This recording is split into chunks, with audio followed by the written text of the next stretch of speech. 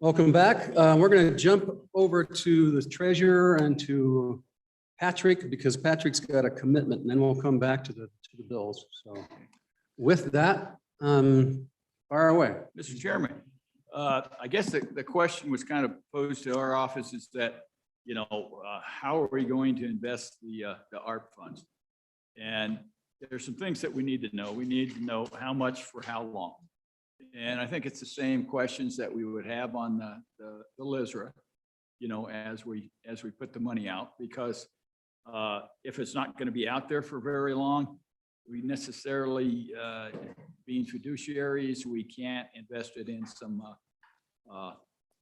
risky investments, which may lose a substantial amount of their value and not have time to recoup it.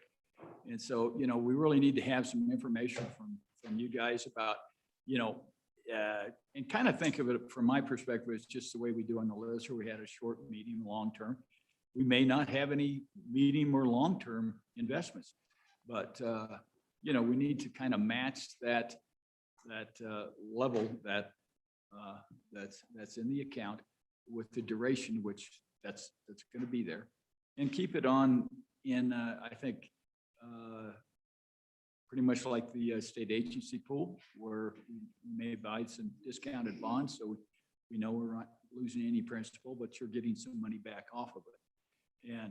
But if you've got some, a chunk of it that might lay around for 5 years, and I don't know if that's going to be the case, but I rather doubt it. that there's some possibilities, and I don't know whether you can use any of this money to offset funds that you were going to use out of the LISRA.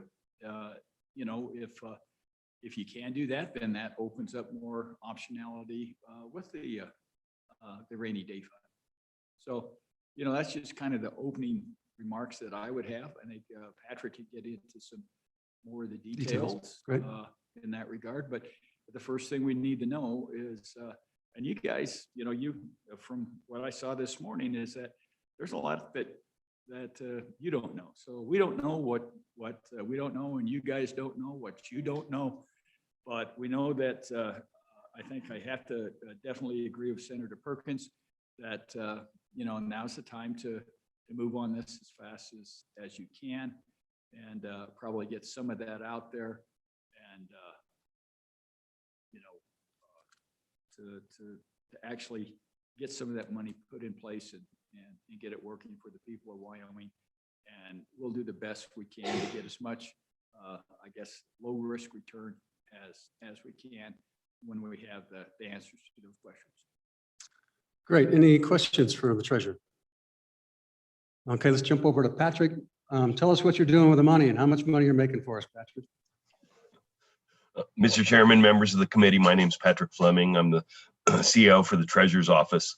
Yes, I would just echo the Treasurer's comments there. If we can have a better understanding of the liability structure, then we can echo or mimic that type of asset purchase on the other side to just offset that liability. So until we have that number, it'll be very difficult for us to go out and put in anything meaningful at this juncture. So Patrick, what type of timeframes do you need that are realistic? Mr. Chairman, the time frame, as ASAP, once you let us know, we can implement that in a fairly short order. I know the accounting office has been working very hard looking at some alternative structures to potentially put these funds in a segregated account, so we could pull these away and have a very defined accounting stream and know exactly where they are. So that would be one part of it. But as far as the investment of the funds, we could do that in a very short order. Yeah, my question is, if we have a 6-month window versus an 18-month window versus a 2-year window, when does it make a difference? At what point? Mr. Chairman, it's really the rate of return that you're talking about between each one of those, because the further we go out, the slightly higher return we get. But we're talking a 6-month investment is only going to earn right now about 4 basis points, where a 2-year window could potentially go up to about 50 basis points, or 1/2 of 1%. Does that answer your question? Yes, that's what I was curious about. And then if we fragment it so that we can probably come up with number one, a kind of a guideline of maybe, a third of it here, a third of it here, a third of it here in terms of time frame. And it seems to me we could come up with a mechanism to, if we end up expending it faster, we could find a mechanism to basically offset it so that either way, just thinking of creative ways to maximize our return before we spend it. Oh, Mr. Chairman, the one thing the treasurer and I have discussed at great length is just looking at that window, as you alluded to, and looking at the assets that would be available for that. So typically, as everyone knows, equities are long duration assets. And so anything really less than a 5-year period, the cycle there would be a little bit too short to invest in something longer into the equity side like we do in the LISRA. Whereas, some of the fixed income investments that would be available where we know what type of investment grade type of returns that we would have, we would be able to lock that in similar to what we do with the ladder strategy in the SAP. But right now, we would argue that the time frame that we have right now, equities would be precluded unless we wanted to take a very small amount because of the loss potential over that time period. Questions for Patrick?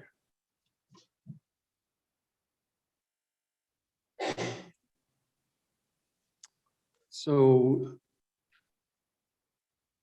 what I would be interested in, Patrick, is, and just open it for comment, is if we can figure out how to maximize the investment if we tie it up, say, for 18 months in an investment, and then we could guarantee it with a LISRA or with some other dollars if we expend the money earlier. I mean, so does some type of swap like that make sense to gain added return over that short period of time? Mr. Chairman, just real quick, the conversion to the revenue assistance, the $121 million for corrections, for example, that'll take place over a 12-month cycle, so $10 million a month. But that general fund money right now is there. That would be a first place to look for backup for investment, is the fact that we just made it. Yeah.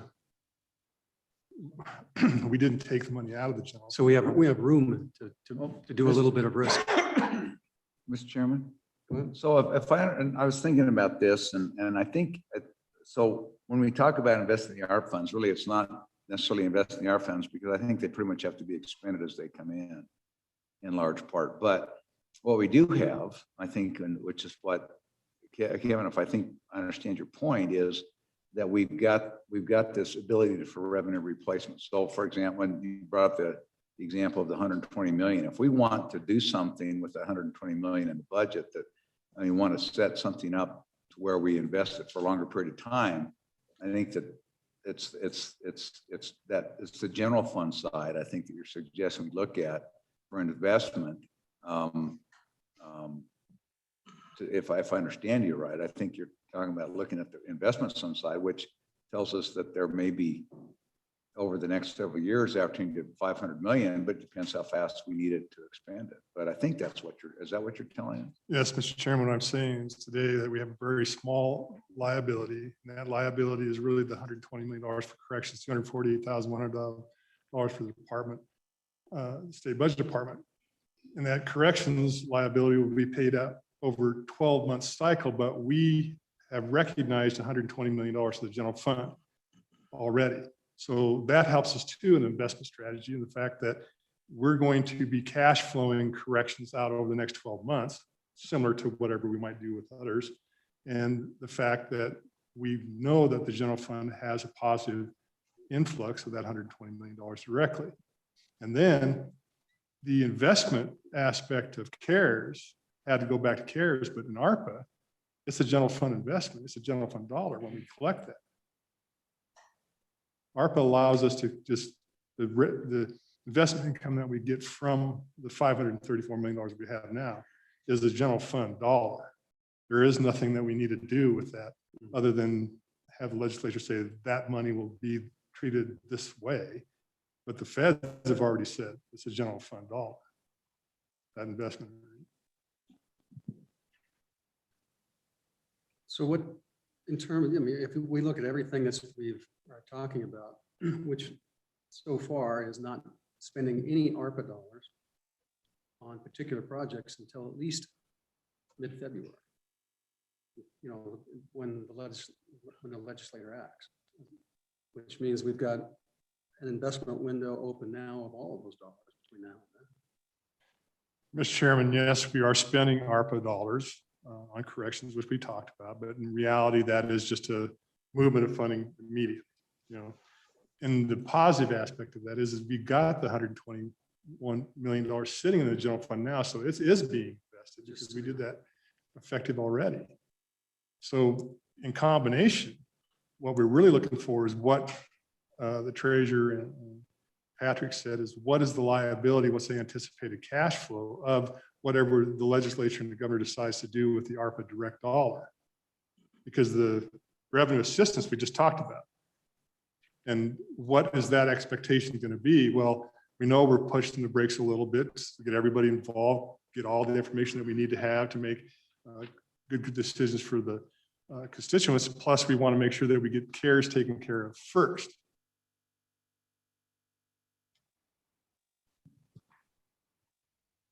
So my question is what do we need to do?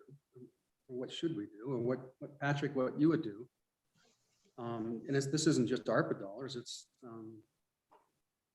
all of our investments that we can take this and maximize the dollars, knowing we're not going to spend any of it for the most part for 6 months, and probably no more than half of it in the first 12 months. And a lot of that will be converted to, we know, at least 300 million. That will be general fund dollars that we could, if we can leverage it and make more money before we make a decision on where it goes, that just makes the most sense. But that's what we hire you to do, Patrick. So we need your help. Well, Mr. Chairman, if you have that type of clarity and understanding that potentially that we get half of the funds for a couple of years at least, then we would be able to take those funds and put it into one type of strategy where we try to maximize the return to get something better than overnight rates that we're getting now. And so if we have that clarity and it's not going to be spent, and the legislature and the governor want to make sure that those funds are in a stable and investment that will not lose money, then our only option would be bonds.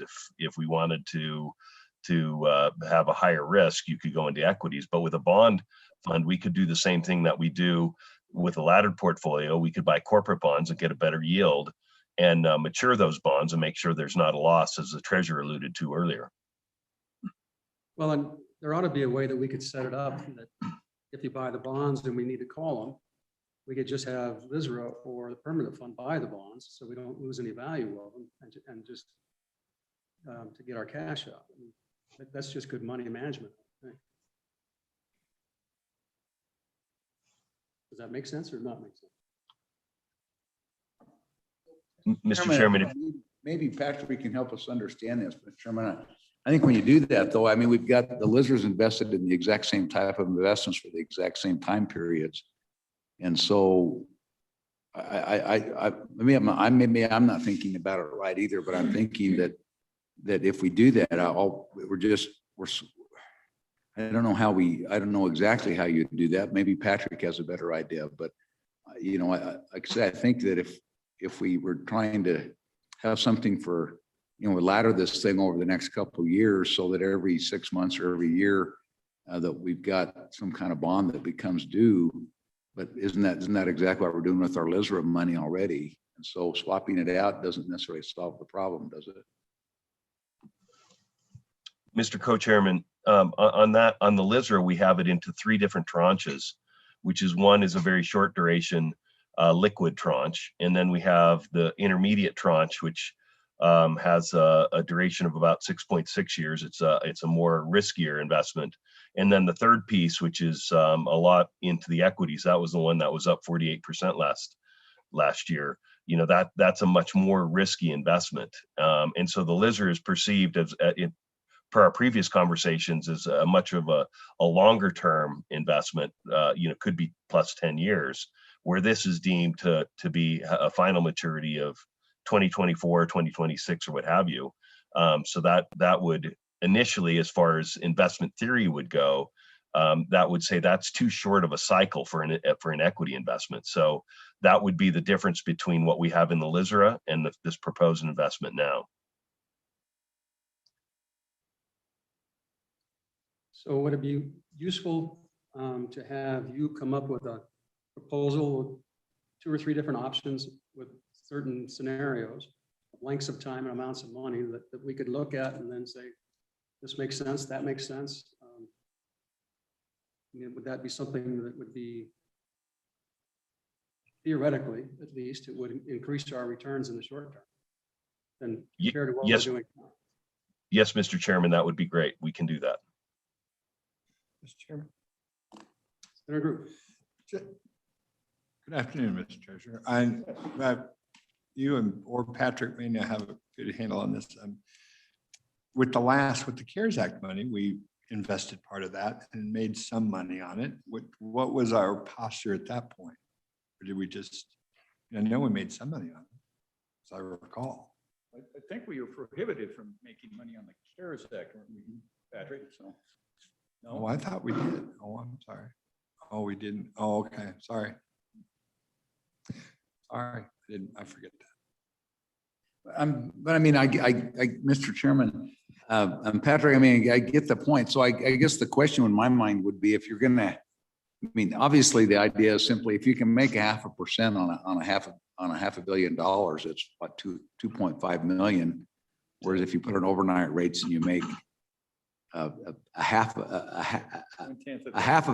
a percent, you know, obviously you're making $250,000 as well. So, you know, that's just what we're trying to get to are there a couple millions of dollars that we can squeeze out of investing this stuff over a short period of time? And I guess if, you know, we're looking for a pool of money that if you had to, you know, that if you had to, if you needed that money sooner, that you could get that done. And I guess the question would be, Patrick, and you look at that, is there enough in the short-term liquidity of the LSRA to cover that if we did it that way? It's one of the things you ought to look at, because those really just about overnight rates, I think. So yeah, we can give you basically some scenarios there about, for investing, and then tell you what cash management restrictions that you'd have to, basically adhere to. And we can look at the LSRA. Now, there's a reason that bottom tranche is in short term, and that's because we expect that to be spent. And so, and that's really where it gets back to, as I kind of alluded to, is that working in combination with the LSRA, you might have some optionality there where we can keep the LSRA invested farther and at higher rates, longer durations. And also, as Bob was saying to you too, is that there is that liquidity factor, but there's that cash management. So we can come up with, a third type of a scenario, or some scenario that presents itself when we're doing the work, and but give you guys some optionality as far as the adherence to different cash management scenarios. And then if something looks like you can actually adhere to those scenarios, then we can implement it.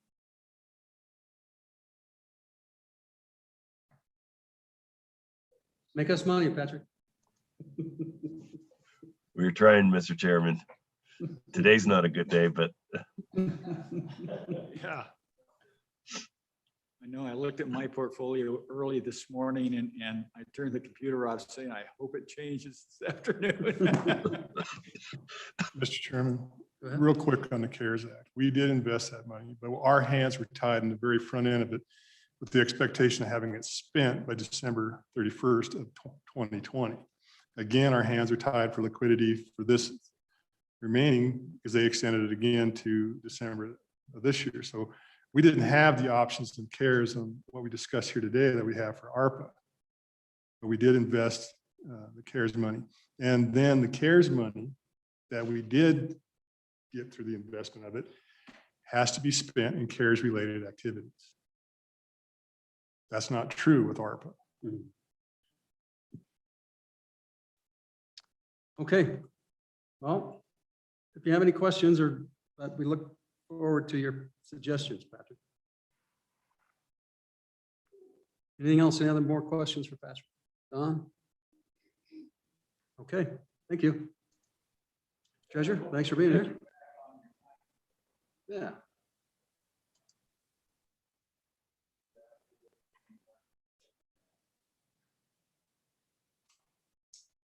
Oof, yeah, down 860 points right now.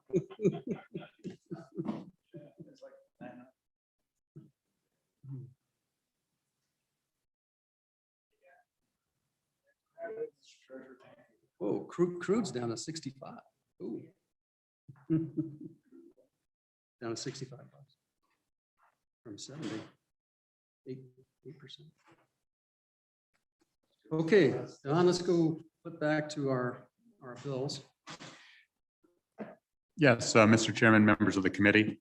Over the lunch hour, I did prepare a quick matrix, and it is on your inbox, which summarizes the pieces of legislation that were adopted, and it's titled Quick Summary Prior and Potential Federal COVID-19 Fund Allocation from the 2021 General Session and 2021 Interim.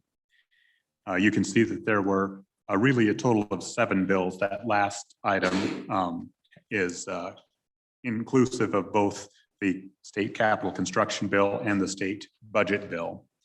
But the first bill and copies of this are posted on the website. Copies of all the bills are posted on the website and were in your packets. In numerical order, and I believe in the same order that are presented on the website, House Bill number 10 from the 2021 session related to large business relief.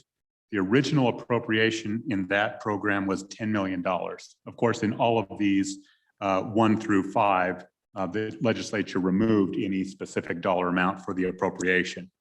The large business relief included a program for businesses with at least 100 FTE, $10 million annum payroll, and $1 million per annum in paid real property taxes. Those were the general requirements for the large business relief program.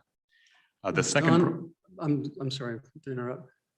My understanding is that there are that only fits about 5 to 10 entities in the state. Or do we know that? I don't know the exact number, but the types of companies that would qualify would be potentially some Trona mines, potentially a refinery or 2 here in Cheyenne and also outside of Rawlins, potentially a railroad. So there are pretty limited companies that would qualify under that. Some telecommunication, providers may that operate statewide might qualify. Okay. Go ahead. The second piece of legislation is Senate File 50, which was titled the Agriculture Business. The original appropriation for this legislation was $80 million. And this particular piece of legislation did not include any specific parameters other than including a broad definition of qualifying agriculture producer. So it could be ranching, could be value add. And this one was basically it was crafted so that the bigger you were, the more you got. Because it was based upon the amount of livestock or other components. Isn't that correct?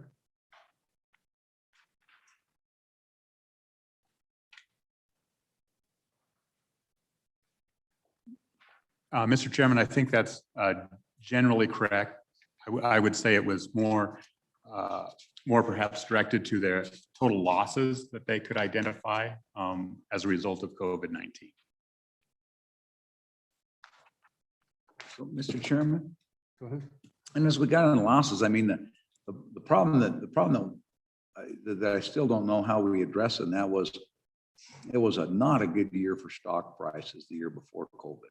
And they ended up with, so as we do that, I don't know how you define COVID prices from just general economic prices. And maybe we don't. I mean, if the intent is simply to make sure that the ag community gets some relief, then that we don't necessarily have to consider that. But I mean, has there been any discussion, anybody talked about how you would identify the difference between those two losses, just general price losses on livestock and other commodities that ag people are obviously involved with, and then the COVID losses themselves? Mr. Chairman, I'm not familiar with any specific discussion in that area.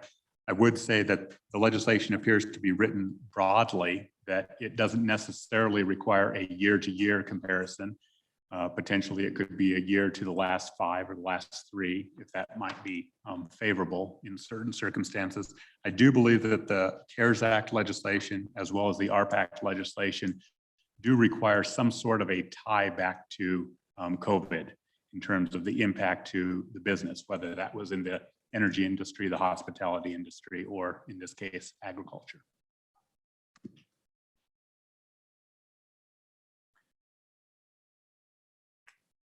If there aren't any further questions, the third piece of legislation is House Bill 51, which was titled the Meat Processing Program. The original appropriation for that program was $20 million. And this also included a fair bit of opportunity for the executive branch to refine the requirements of the program, but was targeted to a maximum of $1 million per business, and also required a 50% contribution from the private assets, matching the CARES Act or ARP Act dollars. The fourth item was Senate File 58, titled the Wyoming Investment in Nursing. This original appropriation was about $264,000. This is a program, you'll recall, that is operated out of the Community College Commission and supports both faculty in the nursing field as well as students. The legislation was not specific as to whether or not it would be directed to the faculty or the student tuition portion. However, I have been advised that the executive branch has already looked at this and has determined that this program would not be eligible under the CARES Act restrictions.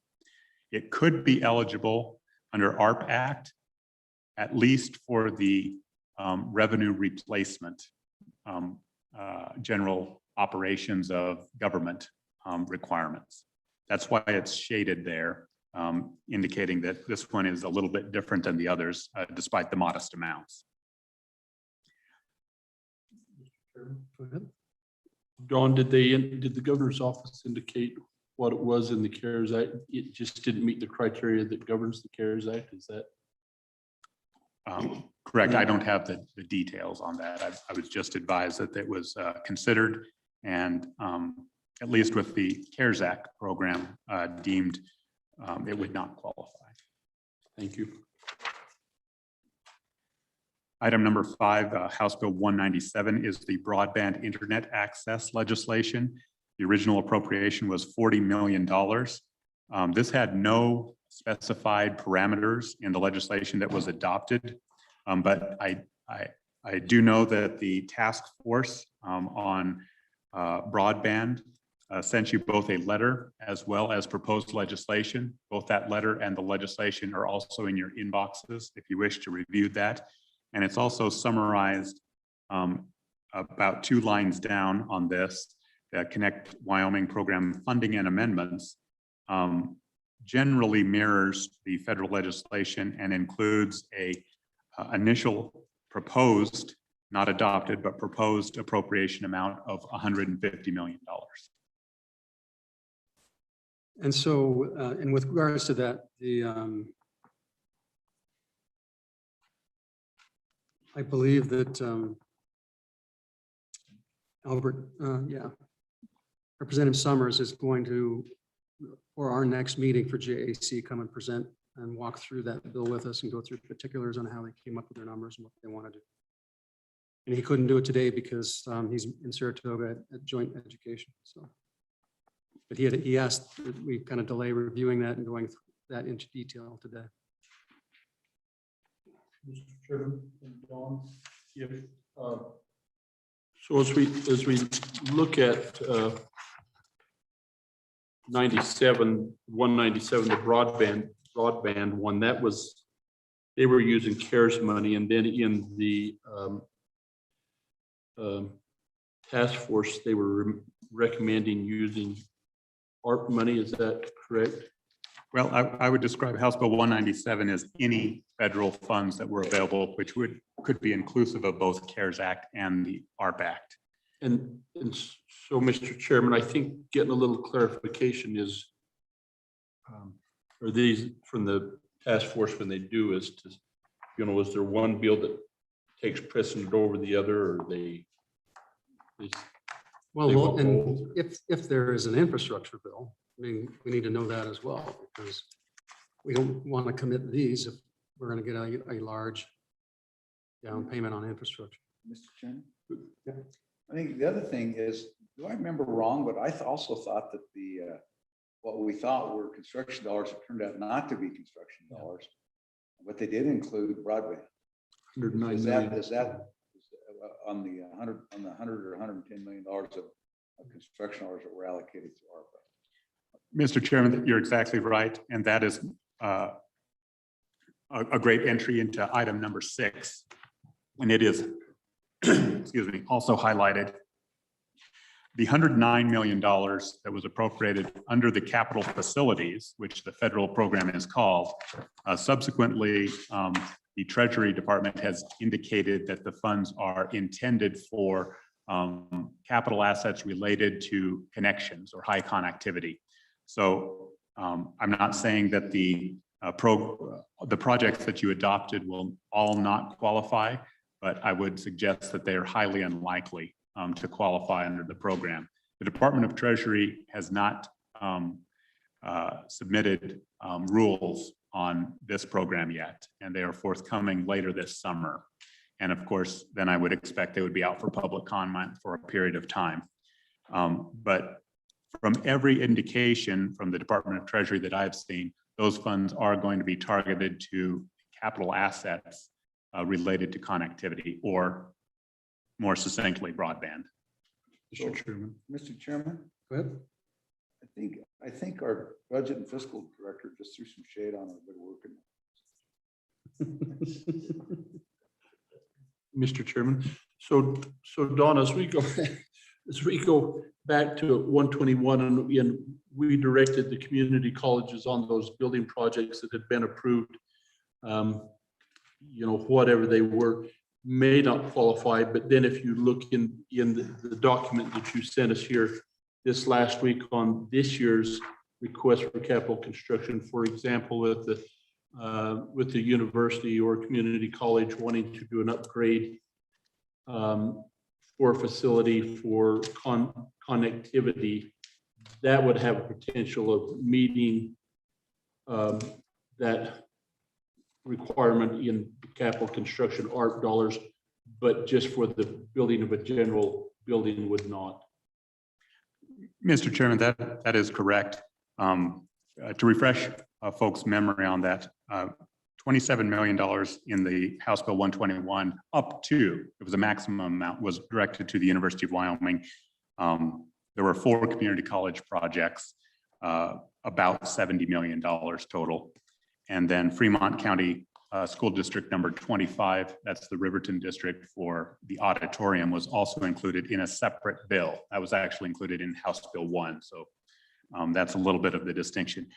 In Fremont School District number 25, Fremont County, the language, it requires the state construction department to submit an application. It is not permissive, it is a requirement. For the UW and the community colleges, it is permissive language, because the governor has the ability to determine what matching amounts and which projects, et cetera. Last week, the State Building Commission met. They did not take up all of the proposals. They did not, for example, take up the university's proposals. But just reading through UW's proposals, they had submitted a number of projects which appear to be much more closely aligned with potential broadband funding. For example, connectivity at all of the 23 ag extension agents' offices. There was some campus-wide connectivity projects that they proposed. So it's quite possible, I don't see them here, they were here this morning, but it's quite possible that their other projects could very well qualify. I believe if that is the case, the legislature still needs subsequent legislation to authorize those projects that you deem appropriate. What was the dollar amounts for the connectivity requests? As my recollection was, it was smaller than the 27 million. I imagine. There was also one, I think that there's a facility up perhaps in Teton County, that's where I took it, that they were going to upgrade a remote location. They were looking at doing some stuff as well as the stuff on campus. So they were all new. They were new to this year and did not exist in last year. So Mr. Chairman, 1 through 6 are the actual pieces of legislation that you've adopted. I've also spoke to the task force letter. That task force does not have the ability to sponsor legislation on its own. So I understand they're seeking either the blockchain committee or another standing committee to forward that legislation on their behalf if the committees approve that. We've also been monitoring the other standing committees' activities through the interim, and there have been 2 conversations. I would note that they were in the initial stages. They were not final drafts that were approved, but at the first committee of the Joint Transportation Military Affairs, they discussed a $56.1 million in fairly significant detail for potential ARP funding related to safety and technology in the Wyoming Department of Transportation. And I add on to that, they did not include a placeholder for any WildLink. So they left that item blank. So it's possible that the total amount of that legislation would be higher than the $56 million. And then secondly, at the most recent Joint Agriculture Public Lands Committee, they discussed legislation related to wild horses. They did not forward a specific dollar amount, but indicated that ARP funding may be a potential source for that. So I just wanted to keep you aware of other committee discussions. So the 56.1 million. I mean, how specific did they get? What particularly were they asking for? Mr. Chairman, I believe I have an email on that. I'll pull that up here.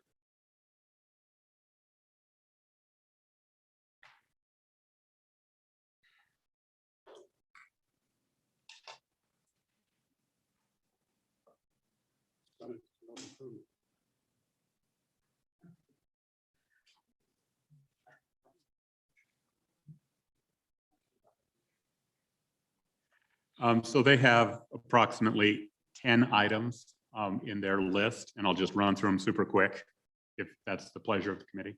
Sure. About $1 million for surface transportation safety management systems, 5.5 million for state emergency communications, a unspecified amount for local government WildLink equipment needs, and they are deferring to the County Commissioners Association to furnish the amount. $13.4 million for airport capacity purchase agreement, $6.6 million for department computer systems, $9.1 million for motor vehicle services, $17.1 million for highway patrol, and $3.1 million for the highway fund to restore uncollected fuel taxes during COVID. So they are, the claim there is that they are experiencing revenue shortfall just like the state. So they're requesting $3.5 million for uncollected fuel taxes. I'm not advocating for these, I'm just. We know.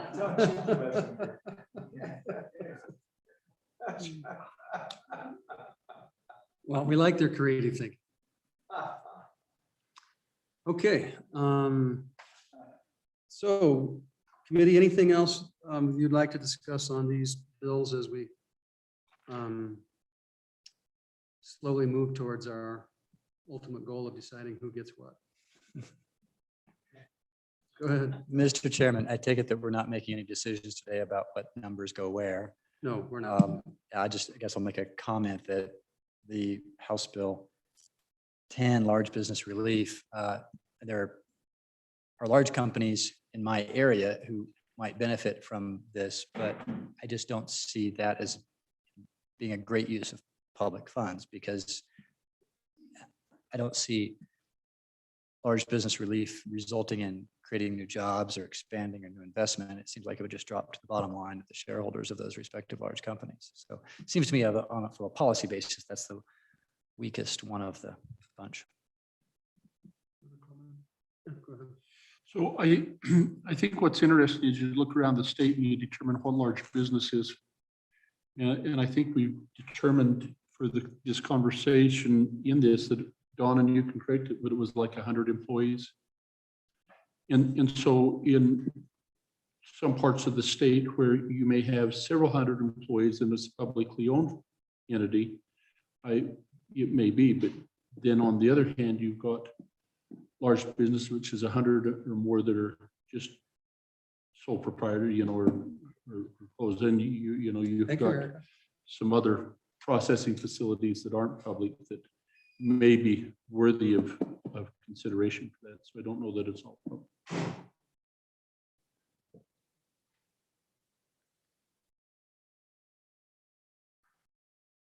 There you go. Their first salvos going around back and forth. Okay, any other further comments? Okay, I think that will sum it up for that part of the show today. So Don, what's next? Mr. Chairman, I believe the next item on your agenda is Lunch. scheduled item number 10, Public Works Contracting. And I believe the largely House Committee of Representative Larson, Stiff, and Simpson were going to provide an update on their activities.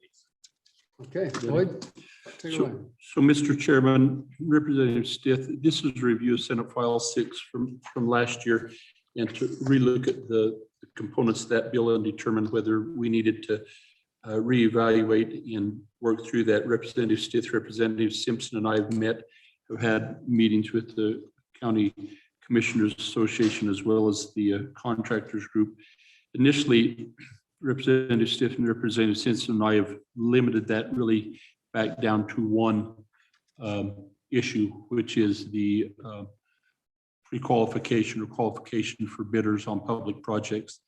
And the discussion committee really was interesting between, and Representative Stith ended up on the high ground. Representative Simpson and I kind of were pushing against him to say that we didn't really feel the need for that, and particularly with the work that we had done 2 years ago on a number of those bills on public capital construction. And because I felt or had it in my mind that the Department of Construction had created to rules some provisions for pre-qualification of capital construction. Representative Stith asked how that might impact counties and municipalities. And so I reached out to Brandon Finney, who is now in the school district in Sheridan, but was the point man for these discussions in the Department of Construction. When we done them, he indicated to me that indeed they did not draft any rules for preference or pre-qualification for capital construction, and suggested, even from his position in school facilities now, that that is something that was probably the next step. So we reached out to the county commissioners and also to the department, or to the stakeholders, the Contractors Association, and our recommendation then back to this committee, and also upon visiting with Director Vincent, our new director of the Department of Health, who has had a lot of experience in other states with these similar issues, is that maybe we'd like to continue on with that subject, perhaps have something ready for you later in the fall, or a recommendation, or if not, perhaps carry that forward. But I think at the end of the day, the owner side, meaning state municipalities, and the contractor side are in agreement that there does need to be something done there. So if my colleagues would like to add anything to that, I would welcome it. And then I think we have any other public comment. I think Mr. Finney might be on board. I think I see Katie here, but in essence, that's kind of where we're at. Go ahead. Some sense. So there is a pre-qualification process that the state, municipalities and state is using. It's just not very well defined. And so frankly, they're just making up the rules as they go along. And so it makes sense to hear them out a little bit further and to see if there's some process. And it's really kind of a moving animal. How do you pre-qualify something as intense as a municipal building, for example, versus a water treatment plant?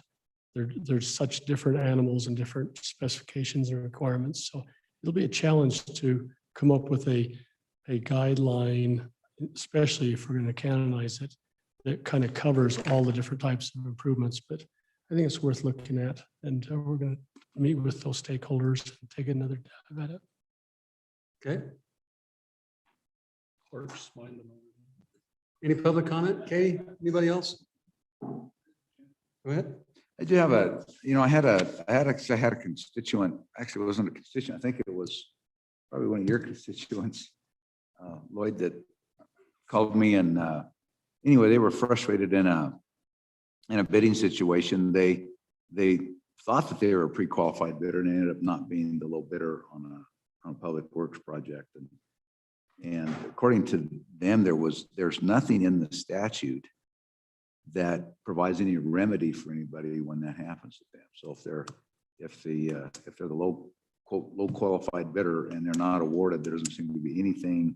There's no right. There's no ability. There's no remedy for them in the statute. Anyway, I just, as you look at that, it's one of those things you ought to take a look at, and maybe there's a really good reason for that. Maybe there's not. I don't know. Mr. Chairman, it's really interesting as you look at this, the concern from the contractor side is really not that much different than it is from the owner side. It's just a different perspective. And so the contractors are saying, as a bidder, we want to have the ability to come in and bid if we have the right license, if we have the capacity to bond, so on and so forth. And we've got experience. We would like to bid on that, which we think is fair. We think we have to be careful that we don't, as public entities, put into place pre-qualifications designed to exclude a contractor. Then on the second, from the owner side, these are public funds building public buildings, and we have to ensure that the contractor doing them is qualified and can provide it. So they're trying to protect the best interests of the state to ensure that we have a qualified contractor. And so they both have self-interest in there, and they both recognize the gap. And your point's well taken, Mr. Chairman. And I think that that's the kind of the challenge, but everybody has agreed to step up, and like we did in these other bills, and see if we can't find a solution to a policy in place that doesn't exist. Go ahead. Senator Perkins, I can't give you a direction as to just where it might be in statutes, but let me quantify that. There's two types of pre-qualification processes.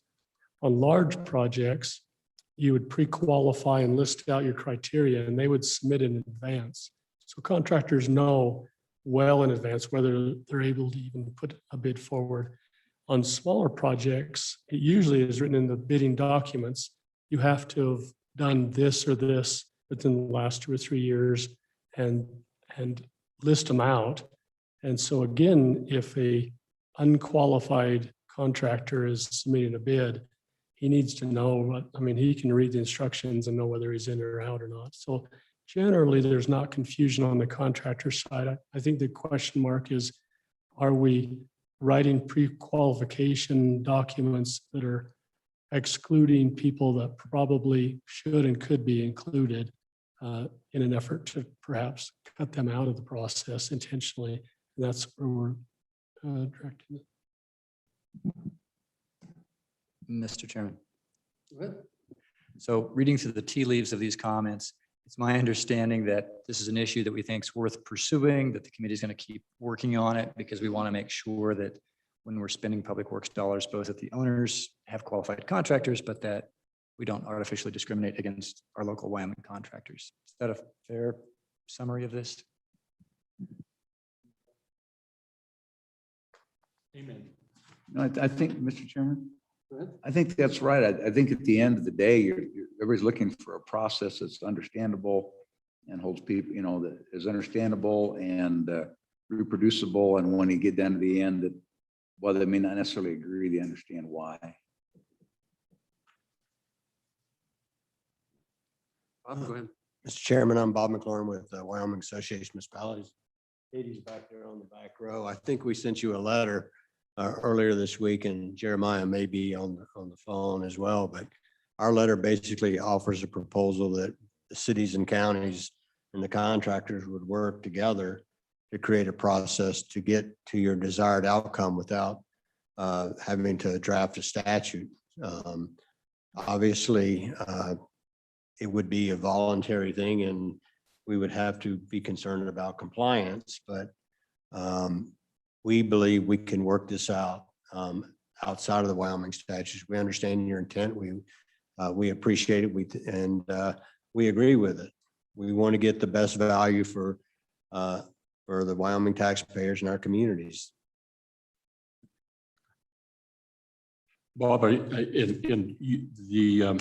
WAM and commissioners and the contractors have been very helpful on the local municipality, but the problem we run into now is it doesn't take care of state capital construction, which is going to require us to step back and look at this just a little more. Okay, thank you, sir. Would you agree? Yes, sir. Thank you.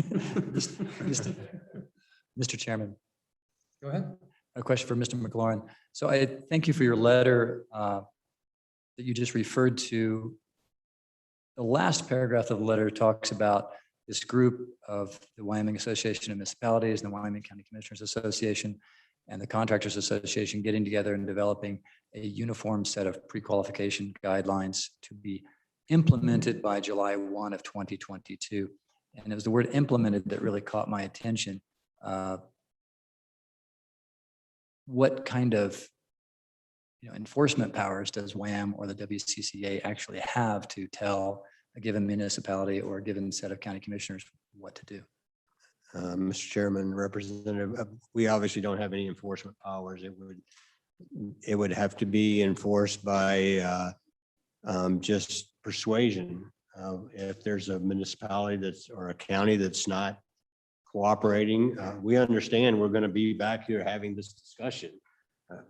You'll be the first person to bring it up if there's a city that's not abiding by what we've agreed to.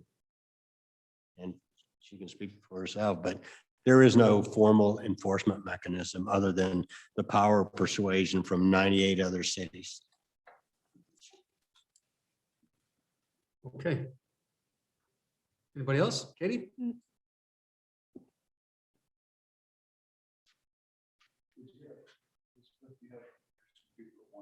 Mr. Chairman, I was just going to note, we have two individuals who did want to testify on this topic. And I Yep. can let them in, but I was waiting for the room to be complete before that. Go ahead, Kate. Thank you, Mr. Chairman. I'm Katie Legursky with the Wyoming Contractors Association, actually now the Associated General Contractors of Wyoming. Myself, I forget what our new name is.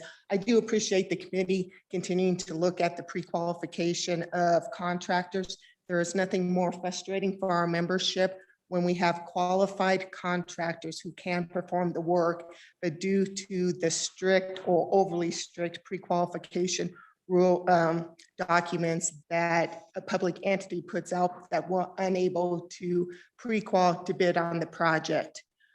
During the course of the interim last year and during the debate on Senate File 6, the contractor spent a lot of time with the counties and the municipalities to visit about doing some sort of pre-qualification process outside of statutes.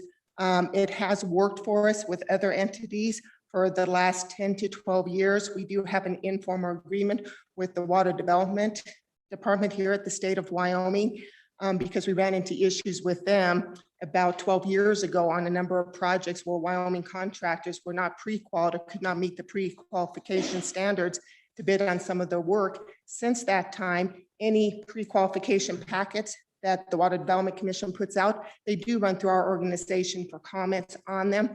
In the past, I would say 10 years, right now we're working through them with one set of pre-qualifications that not one Wyoming contractor can currently meet right now. They plan on putting that out to bid relatively soon. We continue to work with them on the pre-qualifications. So sometimes informal agreements do work very well in setting up a pre-qualification with contractors.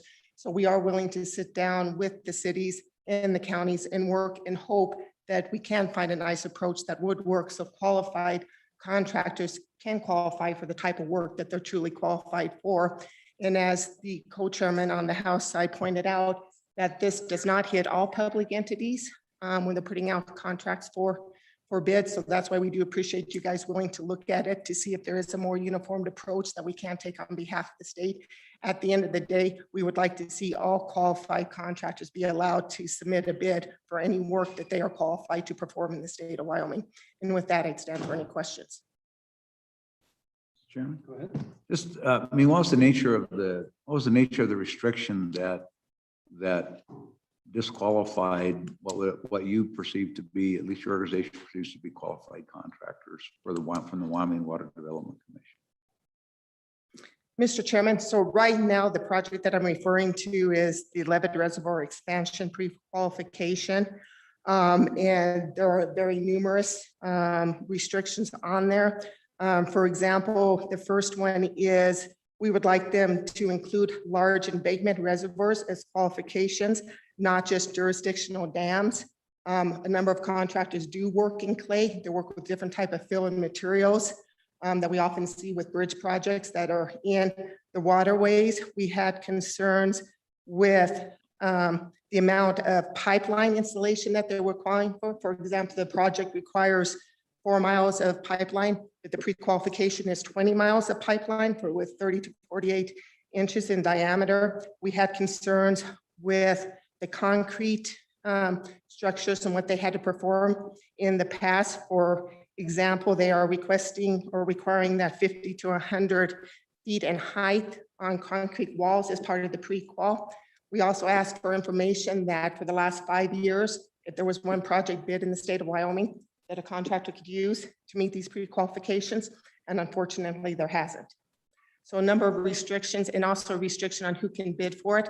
Several contractors would like to joint venture in order to do this work because there is a wide variety from the earth contractors to the concrete. We're not able to joint venture on that. So right now the Water Development is working with the engineer and working with us to see if there's an opportunity to redesign the pre-qualifications to make sure at least one or more Wyoming contractors are qualified. Mr. Chairman, I'm sure you have that written down, what you just went through so quickly.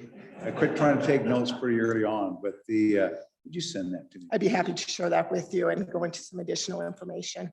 Thank you. But we do appreciate the Water Development Commission willing to sit down and work with us on this so we can see if we can get some qualified contractors in Wyoming to be able to bid on the project. Okay, thank you. Okay, are Other questions for Katie? Any other public comment? Sir, I'm going to admit both of those individuals. Okay, bring them up.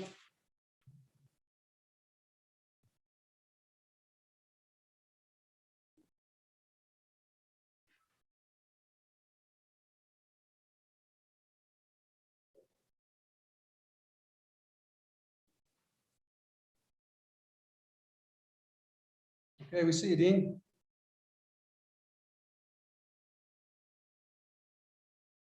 Fire away, yours.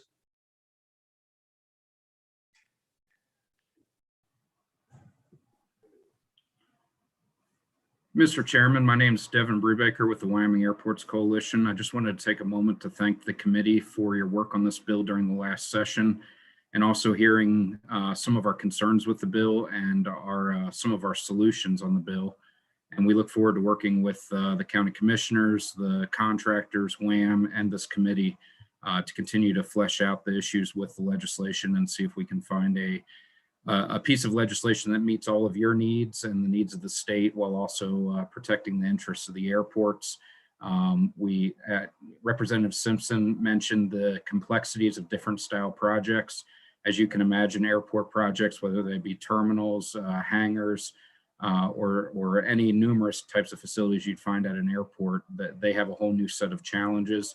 And then when you wrap in federal funding, it really gets quite complicated. So we look forward to working with the parties as we did during the last session to come to solutions, and look forward to those conversations throughout the rest of the interim. Great, thank you, Devin. Any other questions for Devin? Okay, thank you. Appreciate your testimony. Anybody else? There's Jeremiah. Good afternoon, Mr. Chairman, members of the committee. I'm Jeremiah Riemann here on behalf of Wyoming's County Commissioners. Appreciate the opportunity to speak and address this issue very briefly. I think my colleagues have spoken well about it. The county commissioners certainly support a pre-qualification process and see benefits not only for contractors, but also for counties as they pursue development projects, and do recognize that something needs to be done in this specific arena. We do support a non-legislative approach and have committed to the development of that with the other appropriate parties, and we'll do that as quickly as possible, and hopefully long before that July 1st deadline. We've certainly heard the interest from everyone in relationship to this. I'll just mention quickly as it relates to enforcement, I don't disagree with my colleague at WAM, Mr. McLaurin, that certainly we have no absolute power over the counties, but I will say that it is possible that the approach that we take and that we work with commissioners on may take the form of some sort of rulemaking process at their level, whether that's a resolution or some other template that would memorialize this and certainly make it more enforceable beyond just the expectation that it might be voluntary. So I don't know where this might go. I think there are lots of models that Katie and I in particular, as well as Representative Larson, have discussed, and we're committed to making sure that we find a good spot for all of us. Questions for Jeremiah? All right, thank you, Jeremiah. Appreciate your comments. Thank you. Everybody online, any other public comment? Okay, we'll close public comment. So committee, carry on. Okay, I can say that. All right. Thanks for the presentation. Let's move on. We're now on Senate File 60 and ad valorem. So Don, kind of walk us through what your scenario now is with the recent changes. Mr. Chairman, I believe the administrator of the Mineral Tax Division, Craig Grenbeck from the Department of Revenue, will provide an introduction to the topic. Senate File 60 was the second in two pieces of legislation that were both forwarded by the Joint Revenue Committee. And I believe the first one may have been forwarded by the Select Committee on coal bankruptcies, and followed up in 2021 by Senate File 60. This legislation modifies the payment of ad valorem taxes from a annual basis, which is essentially roughly 18 months delayed, to a monthly payment by operators, which would commence in calendar year 2022. This would follow the calendar similar to the payment of severance taxes, but is significantly complicated by the number of taxing districts and the different amount of mill levies across the state, as well as the distribution of the funds involving dozens of special districts, counties, and other entities. Mr. Chairman, that's all I have for an introduction. And so just for everyone's clarification, over the past 3 or 4 months, various counties have been, and other folks have been expressing some concern on how this transition was going on. And obviously it's a work in progress, and so it's a different story every month on where they're at and what they're doing. So the primary focus, I think, to have this on JAC's docket was to get an update about where we are in terms of working with the counties, working with the department, and just making sure that if there's anything that needs to be done to smoothen out the wrinkles, or whatever we can do to accommodate everybody and make sure that this thing all happens in as smooth transition as possible. We just want to be on top of it. So I think that's the same concern in minerals and also in revenue as well. So go ahead. Please proceed.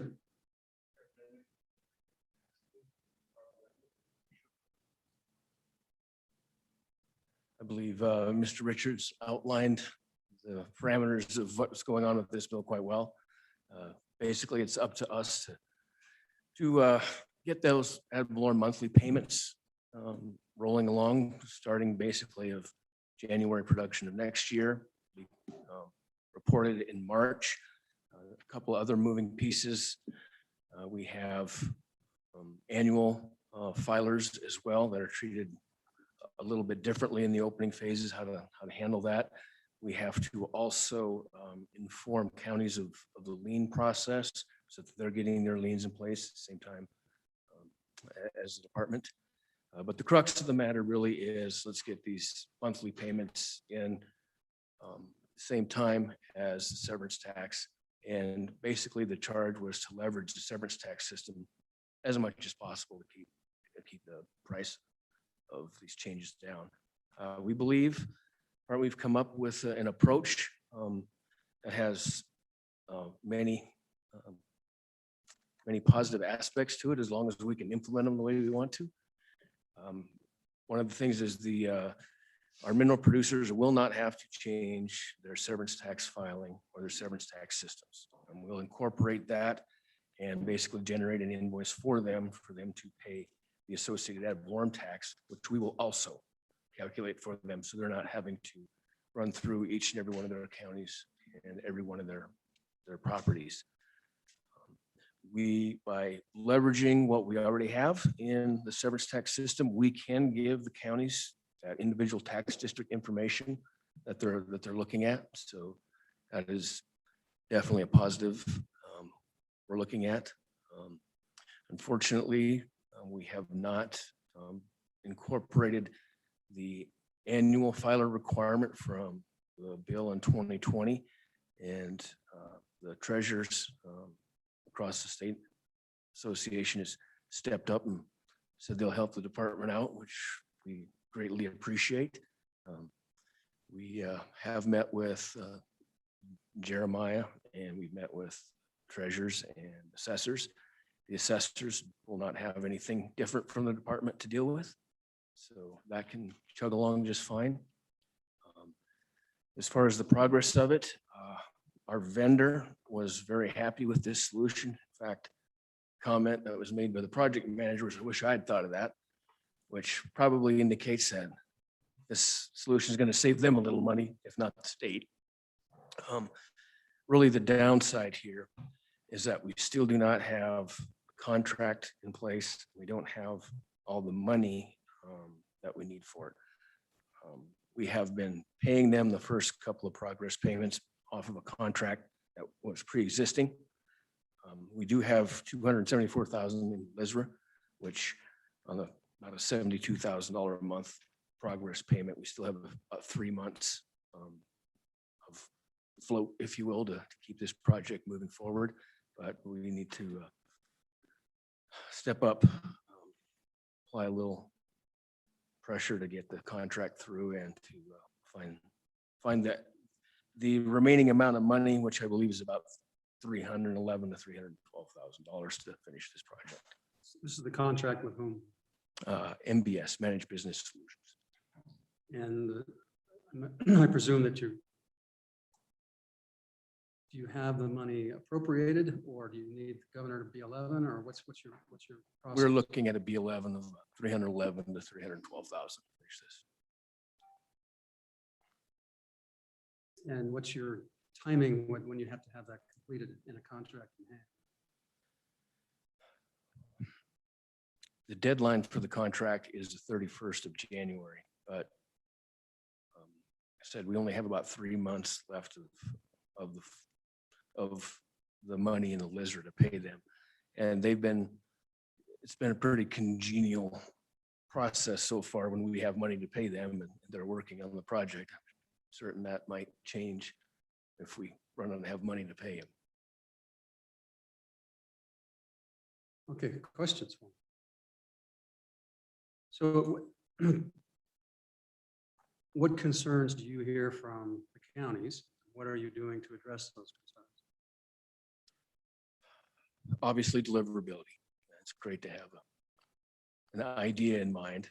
I think in the beginning, and maybe still somewhat, there's a question about how this reconciliation process is going to work. And in the department's mind, the old process was you file the 12 monthly severance returns, and then you file the 1 annual gross products return basically in January. And then you compare those two values. And in our mind, the reconciliation is the fact that you don't know what the new mill levy going forward is. You have to rely upon what's been done in the past. And then basically that budget process would potentially slightly change the mill levies. And so there would be a difference in the amount of money that was collected versus that which was owed. And if there's a fundamental shift in how the counties are looking at accounting for their expenditures and in timeframes, that's something that I haven't fully grasped yet. Maybe they have. Something to ask them. Okay, anything else that you can think of? No, Mr. Chairman, that does it. So you feel pretty comfortable that you're going to be able to pull all this off and get it running smoothly by January 1? Well, I got an idea what the outcome is, and if we don't get it done, so better do it.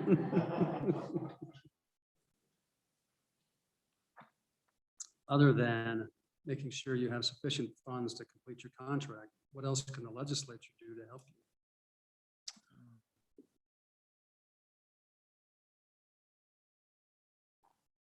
Part of the problem with the contract is obviously my naivete and never having had to have done that before. So just having someone to champion the cause a little bit with maybe with ETS. I mean, I know everybody thinks their project is the most important one, but that may be helpful.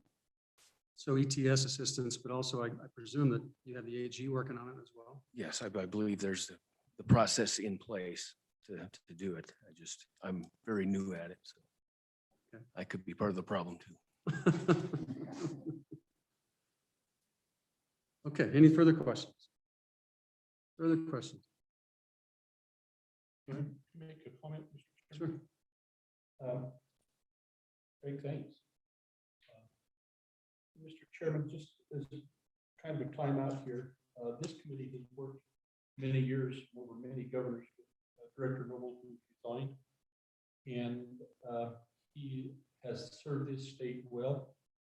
Really, I, for one, I think this committee, as he's coming for this committee over the years, has been very frank with us and helped us. We've had great staff here to help. And I, for one, just, and I think the whole wish Director Noble the very best, and certainly owe him our gratitude for the years of service to the state. And Craig, you stepped in and are working through this with us. We appreciate that. Anything we can do to help. Thank you, Representative Larson, Mr. Chairman. Yeah, we'll miss Dan, that's for sure. Okay. Any other further questions?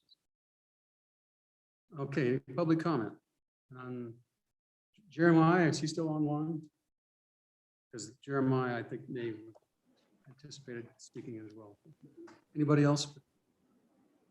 And I'd like some, whatever comments and that anyone has about it, because we need to be fully informed. So if there's issues out there that you see that need to be addressed as we move forward, you gotta let us know and let them know, and let us kind of all work together on it. And Mr. Chairman, if there's some legislative change or some tweak that needs to happen with respect to this, let us know about that as well. So I'm just, we created this problem and it's your job to fix it. So anyway, if there's something we can do to help with that, let's. Yeah, and Jeremiah, when you testify, you mentioned 3 or 4 of them when we talked last week. So refresh us of what those are when you're up. All right, go ahead. Please introduce yourself and proceed. Thank you, Mr. Chairman. I'm Joel Shell, the Treasurer in Commerce County. Honored today to represent my colleagues in the County Treasurers Association, and thanks for the time. We appreciate you giving us a chance to talk to you about this subject. Certainly the most monumental policy and change for taxing that's happened in my 30 years in the Treasurer's office. So treasurers have come a long way on this. We met most of the day at one point and came to the consensus that we should storm the governor's office. We've since come down off of that a little bit to the point where most of us now can see a way that we can implement this to get to the finish line. So we certainly do still have a lot of concerns, and to that end, we submitted a document with our concerns to the committee. Mr. Chairman, in the sake of time, I don't plan on going through that point by point, but if people have questions on that, that's great. To the co-chair's point, I could spend some time just touching on the changes that we think would help legislatively, the little tweaks to get us through a little easier. That's okay, Mr. Chairman. Fire away. So both of those have to do with the deferral of the property taxes that are getting us through the transition. So we're deferring 50% of all the mineral production for 2020 and 100% of all the mineral production for 2021. Those will be paid in 8% increments starting in December of 23 through December of 2035. So the concerns the treasurers have are for companies who, and this has already happened, who have sold assets or had production in 2020, and no longer act in the state or have assets here. Whether they will have the ability or the willingness to pay those taxes a decade from now. So we would ask that there be a provision put in the law that would require companies who are selling or sold assets or no longer operating pay those deferred taxes 100% full. And so while we would like to think that in the sale of assets, that deferred tax would be dealt with, we know from experience that doesn't always happen. And even if that provision is difficult to enforce, what that allows us to do is kind of put it on the record that those taxes are now due and payable to the state and to the county. And that would allow us to put liens on those taxes. And that would put it as a matter of record that they're delinquent, that they need to be paid. And as well, if there's a subsequent bankruptcy, that would put us in a position, in a priority position, where we wouldn't normally. It would be unusual if we didn't have those liens to go to a bankruptcy court, in 2032, where there's still some payments due, and try to tell a court that there was this debt that's owed to us from 2020 or 2021 that's still outstanding, and that we haven't taken any action to collect, because at that point it's still not delinquent, it's due down the line. So that's the first thing we request that the body look at. The second has to do with the interest provision. So in the statute, in Senate File 60, it asks us to calculate the interest on any of those payments that come in over those 13 years delayed, that the applicable penalties and interest will be calculated from the date the tax would have been paid if monthly payments had began in January of 2020. So we don't know quite what the intent of that language was or how to tell a programmer to program that. There's one interpretation that says, well, that just means that any of those, payments that are delinquent over the 13 years, you just take the interest back to January 1st of 2020 and calculate the interest from there. But of course, the legislature could have just said that, right? That, hey, taxes that are delinquent are be payable at a rate of 18% and, pursuant to January 1st. What this language asks us to do, if you take it literal, is to sort of make a lot of assumptions about those payments that are coming in, which are an aggregate of the 8% of that production due that's deferred. So we would have to figure out if they missed their third payment in 2026, what portion of that payment was the 2020 tax compared to the 2021 tax? And then had the monthly payments began on January 1st of 2020, when should those taxes have been due? And then try to calculate an interest rate from there. That's a tough lift to try to get a computer system, to program that in to make that happen. And when you're talking, possibly billions of dollars in payments that you're going to go back 10 or 12 years and charge somebody 15 or 18% interest on, that's certainly something that maybe a company would be willing to litigate to get further clarification on. So we'd ask that the legislature clarify the intent of that interest calculation before we get to that point. Mr. Chairman, just one more thing I want to reiterate before I'm done is that one of our main concerns is the preparation of Department of Revenue and to make sure that their system is not just in place to do this when we need to start accepting the monthly payments, but has been tested and that hopefully we can see the output for that. So for us, on our perspective, whatever you can do to make that happen, whether it's throw money at them, give them resources, to us, it's a sort of the worst case scenario if the department doesn't have a computer system that can handle the task when we get to January or March. With that, Mr. Chairman, I would stand for questions. Any other questions? Please, Mr. Co-Chair. Thank you. So going back to your question on lien process, I thought that one of the things that we did is we made the lien a paramount or first priority of the lien in doing that. And so if we've got that lien in place, why, if that's not a priority lien and there's a subsequent sale, which seems to be one of the biggest concerns, or subsequent sale of the asset, and the departing or selling company has not satisfied the lien yet, then it hasn't made the tax payment, then there should still be a lien out there. Why? So help me understand with the change that we made to the lien and moving the lien up in priority, why those aren't, any other kind of transaction you would end up satisfying through generally proration or otherwise, have to make sure that those taxes are paid prior to the transfer or as a condition of the transfer. Otherwise, you're not really providing the sufficient titles to the new buyer. What's not working about that now? Mr. Chairman, Mr. Co-Chair. So the issue is that there's a payment schedule and the liens are only filed on the taxes once they become delinquent. So as long as the taxpayer is on schedule, which means they've made their payment in 2023 or 2024, we don't have liens on the payments that are due from 2025 on, right? So normally when there's a sale, we may get contacted by the seller that says, can you tell us if there are any taxes delinquent for this taxpayer? And we can say, sure, right? Or their taxes outstanding. At that point, they're due to pay on a schedule, right? But that schedule, we wouldn't file liens until they miss a payment. So in the interest of, what's conceivable is that you could have a subsequent buyer, right? To pay, are all the taxes due at this point? Are they paid? Yes. But you still have maybe a 10 or 12-year schedule out there that's outstanding. So you could have somebody buy a lease and then 7 or 8 years later, the original taxpayer misses one of the payments on that schedule, and now you're filing the lien. And the subsequent owner may not have known that that was a schedule either that was out there to be paid, or that they were deferred but not delinquent right at that time. So we wouldn't have the liens at that point at the time of the sale. Okay. So that we haven't run into that problem yet. What you're doing is just kind of thinking it out and saying this could be a problem in the future. Well, and Mr. Chairman, if I may, the problem is this deferral. It's this transition period until you're through it. That's the exposure. Once the others and once you're you've gone through that period, and it's just the monthly payment. It's not, this exposure is significantly reduced.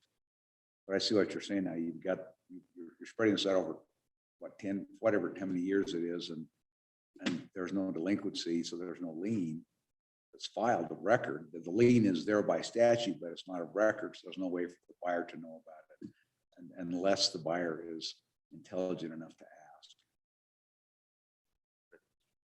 Okay, thank you. Okay, any other questions for him? Any other questions on the three issues that he discussed? Okay, let's go to Bill. Good afternoon, Mr. Co-Chair. Can you hear me? Yep. All right. Good afternoon, members of the Joint Appropriations Committee. My name is Bill Novotny.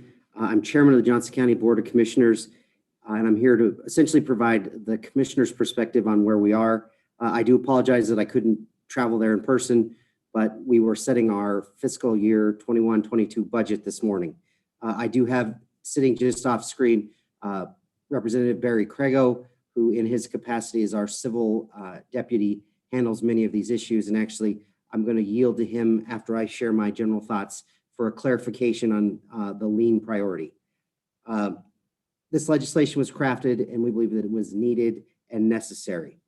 But the counties need confidence that the Department of Revenue is, number one, going to be prepared to collect the mineral ad valorem tax starting January 2022 production, and two, that the counties are going to receive enough information to distribute those monies with accuracy and correctly. Our trust was shaken initially when the DRR did not collect taxes from annual filers. These are the filers of less than $30,000 a year in severance tax, which were supposed to be done earlier this year, and now counties are forced to pick up the pieces. This happened despite the county treasurer's repeated attempts to remind the DOR of its obligations. If the DOR is incapable of collecting taxes from several hundred producers, the question for us is whether it will be prepared to collect the thousands and thousands of tax-paying accounts that will be out there. We also need to ensure that our statutes are adequate to protect against delinquencies related to that back or the concurrent payment. This would occur when we would use our loan payment, and that back money would actually be the collateral should a county choose to access those funds through the state treasurer's office. We may request statutory changes if necessary to provide adequate insurances if counties are going to use those funds. Now, regarding those funds, which is always good to talk money with the Appropriations Committee, we do expect that they will need additional funds for the counties and by extension, the school districts. Some counties intend to use reserves to cover the financial gap as we have that beginning transition period, and Jeremiah will walk you entirely through that process. But not every county is going to be capable of doing it. We need to make sure that we have access to enough ready capital to cover funding shortfalls caused by this monthly transition as we move over to those ad valorem payments on a more regular basis. We also need reliable projections for revenue. This transition to monthly collections is much similar to what we deal with on our sales and use tax.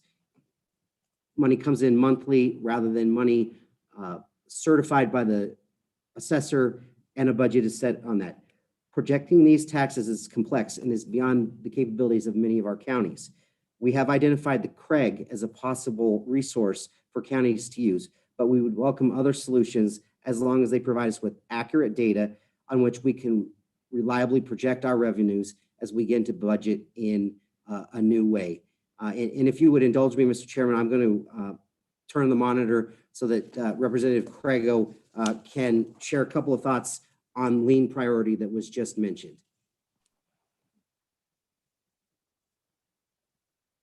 Good afternoon, Mr. Chairman. Can you hear me? Not quite. How about now? That's better. Thank you. So I was just going to respond to the co-chairman's question, Senator Perkins' question about lien priority. And the problem with the statute, the way it's written now, is we only have priority over liens that were created after January 1st 2021. We have the super priority after January 1st, 2021.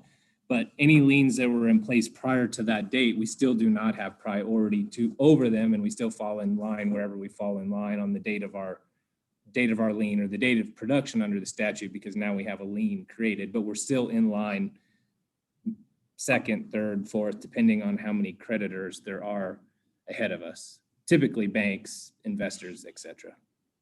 That was the only thing I wanted to add. Thanks, Mr. Chairman.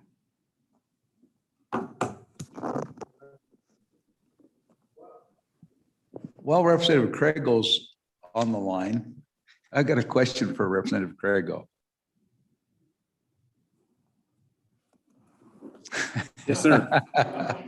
So on the liens, right now, as you said, the lien change and the priority of the lien changed effective the first of this last January 1st, right?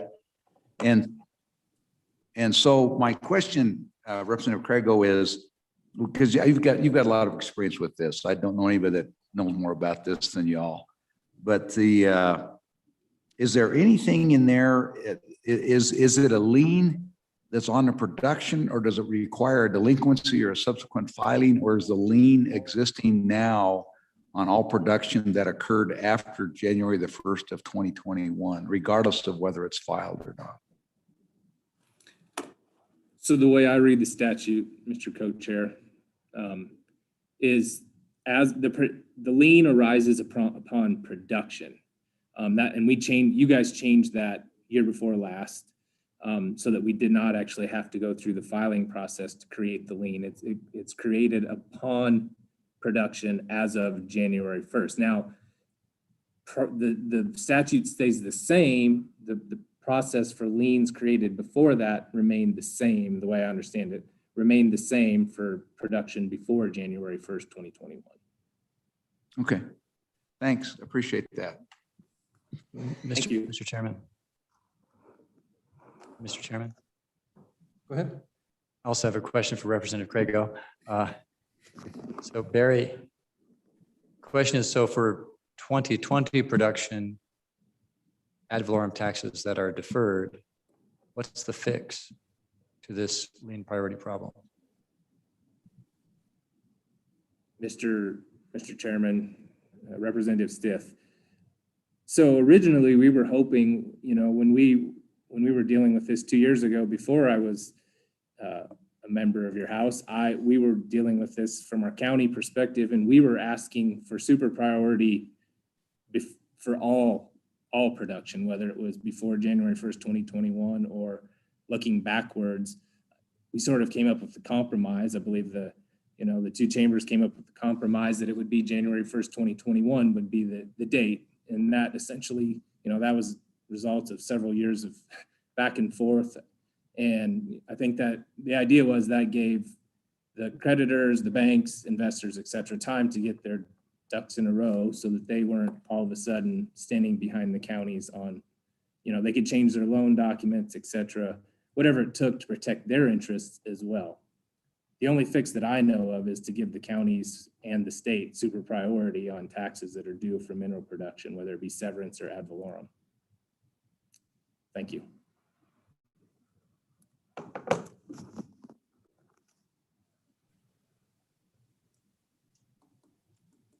It's oil under the bridge.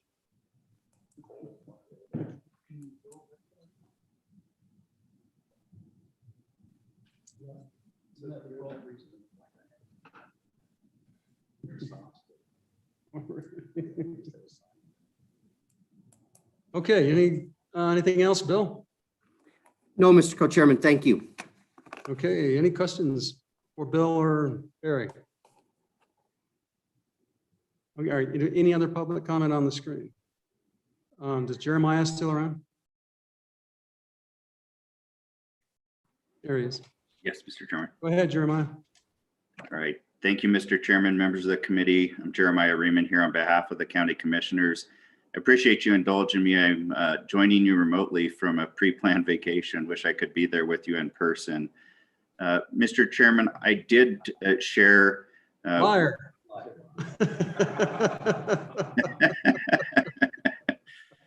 Mr. Chairman, I did share with you and members of the Legislative Service Office a couple of documents. If you will allow me, I'll walk through what this transition looks like. And I think it might connect a few of the conversations that you've heard before and perhaps afterwards. Mr. Chairman, I'm happy to put that up on my screen if that's helpful. Go ahead. Right. We'll see if it's helpful. All right.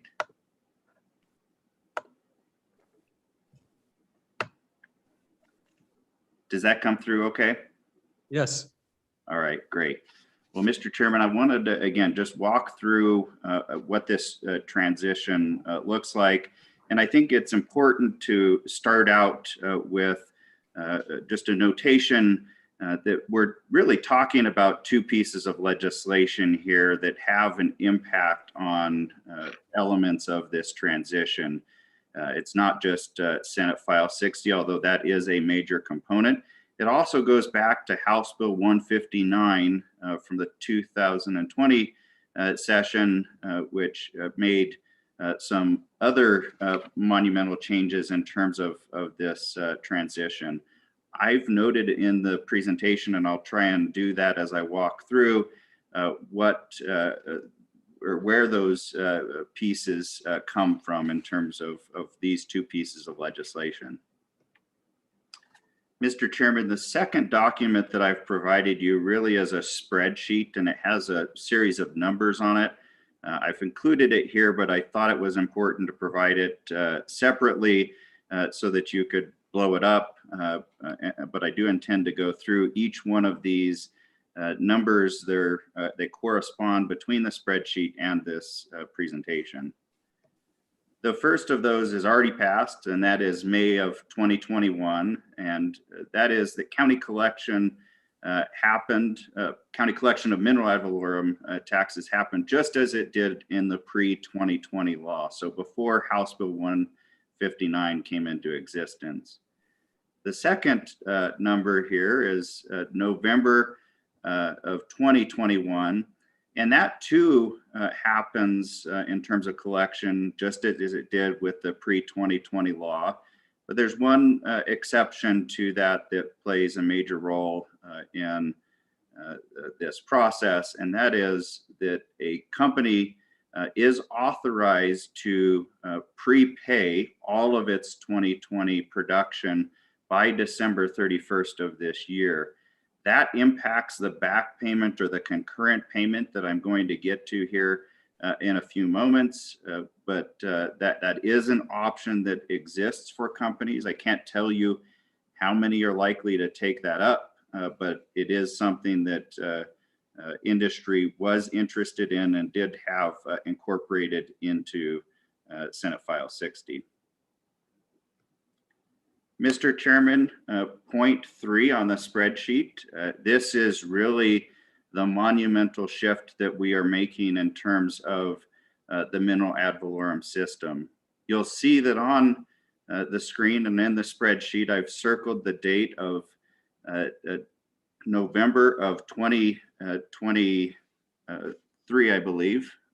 And that is the date at which the payment typically would have come for one of the 2 payments that happen each year.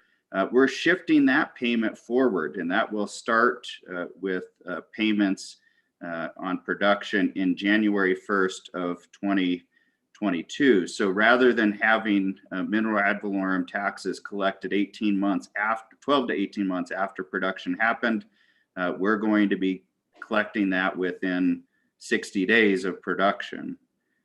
And to that point, January 2022 production will be due, the payment on that will be due to the Department of Revenue by or around March 25th of each year.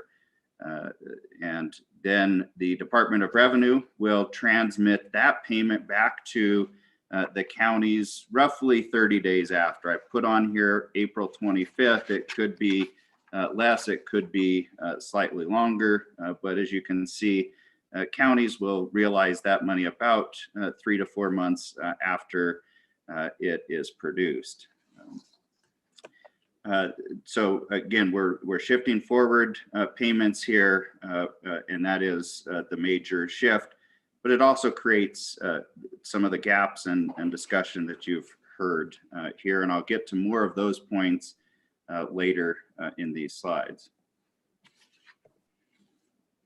Point 4 on the spreadsheet deals with the back or the concurrent payments in the system. That is 18 months of ad valorem that rather than foregoing, we're putting it into a payment schedule, 8% payments for 13 years. It's actually 12 8% payments, 1 4% payment. So unless that's completely paid off, we will see the final of those payments happen on December 1st of 2035. The first of those payments is not due until December 1st of 2023. So there's a little bit of time that will occur before that point in time. A couple of things as it relates to this. We certainly heard talk about the lien priority, as you can see on that slide. The second half of 2020 production falls under the previous lien priority statute. So that's certainly important as we talk about liens.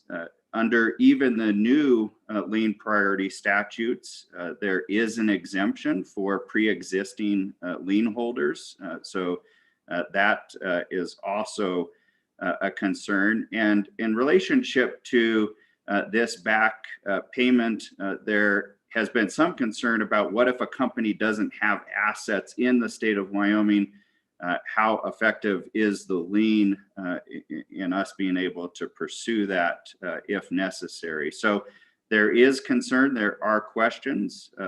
Mr. Chairman, I have shared with some, including industry and members of this committee, a possible approach that would require, if there was a default on these monies, or that the lien holder, the company no longer had assets in the state of Wyoming, that that it would be payable within 30 days. I'm not wedded to that approach, but it is certainly something that we're interested in taking a harder look at to ensure that that back payment or concurrent payment will come through.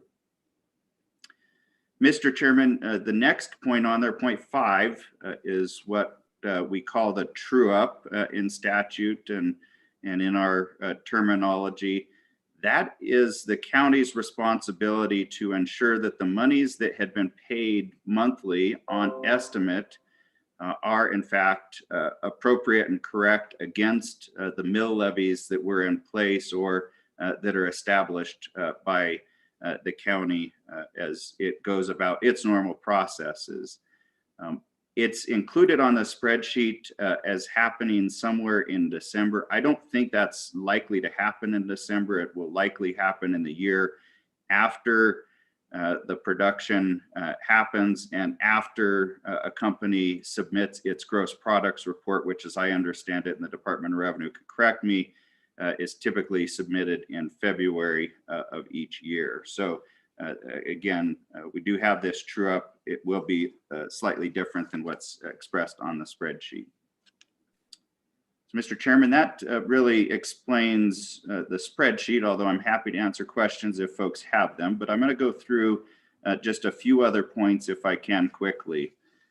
You've heard reference to the annual filing companies, and this is something that is a creation under House Bill 159.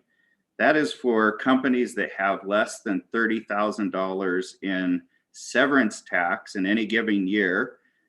They are considered annual filers and are not subject to the monthly payment requirements.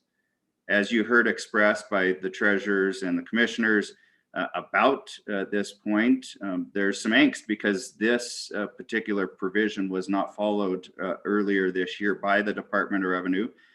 and the counties are going to collect this later or this year. But we need to ensure that this happens moving forward so that this tax isn't delinquent on an ongoing basis. Mr. Chairman, there is an opt-out provision in House Bill 159. I'm not going to go into all the details that are included on this slide or the next, but I do want to let you know that at least one county has completed the process to allow 9 companies to stay on the existing mineral ad valorem system.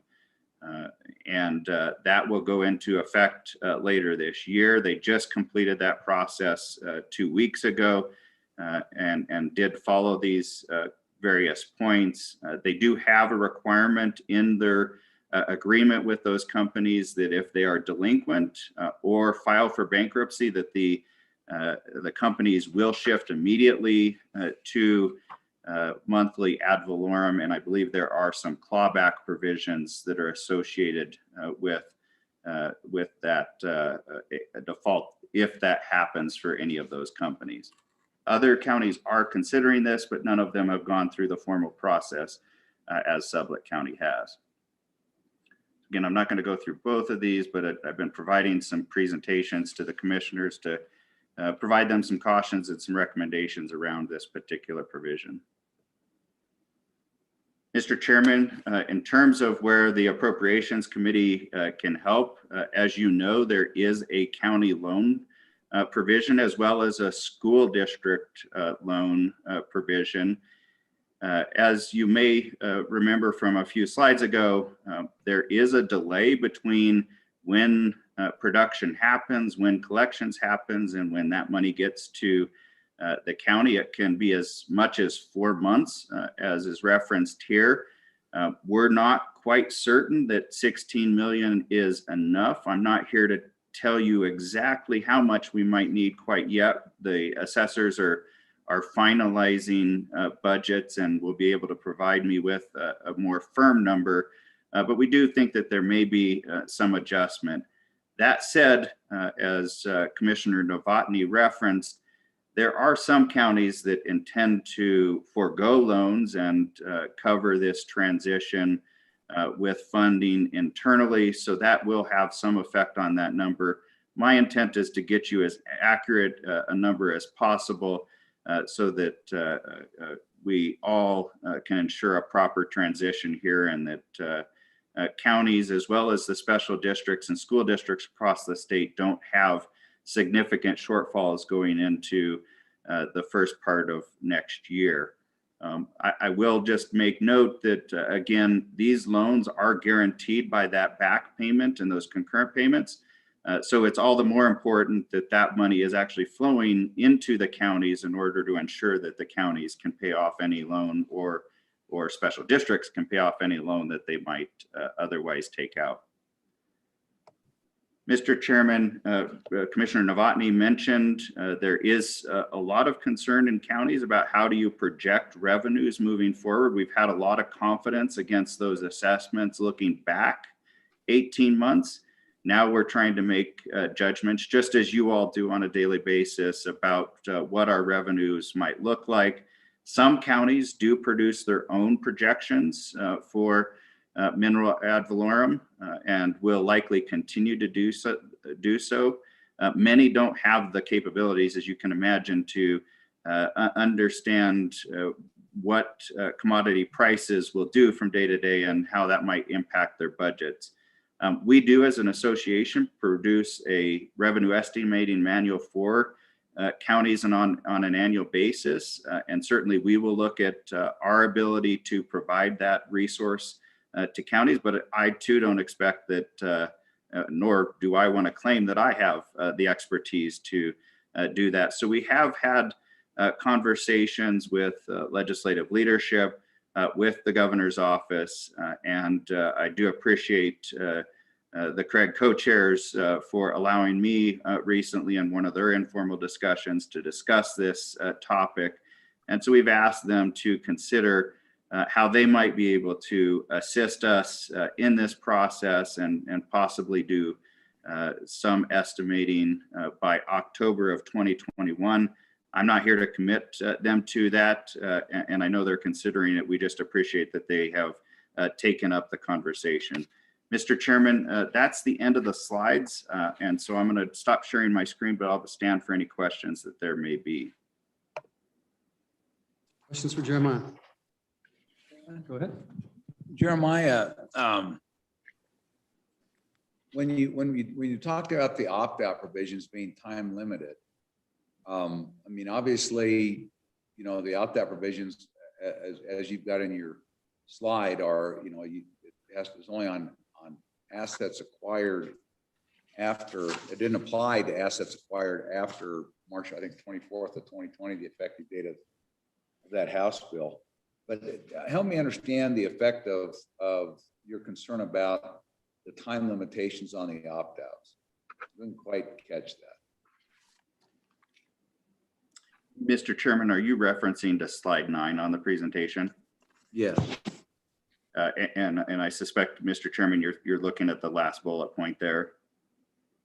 Yes. Yeah, Mr. Chairman, I'm not necessarily expressing it as a concern, but just a thought process that the commissioners, if they're going to pursue the opt-out provision, should consider whether that is a time-limited provision. Sublette County, for example, considered whether they might offer it for, say, a 3-year window, as I understand it.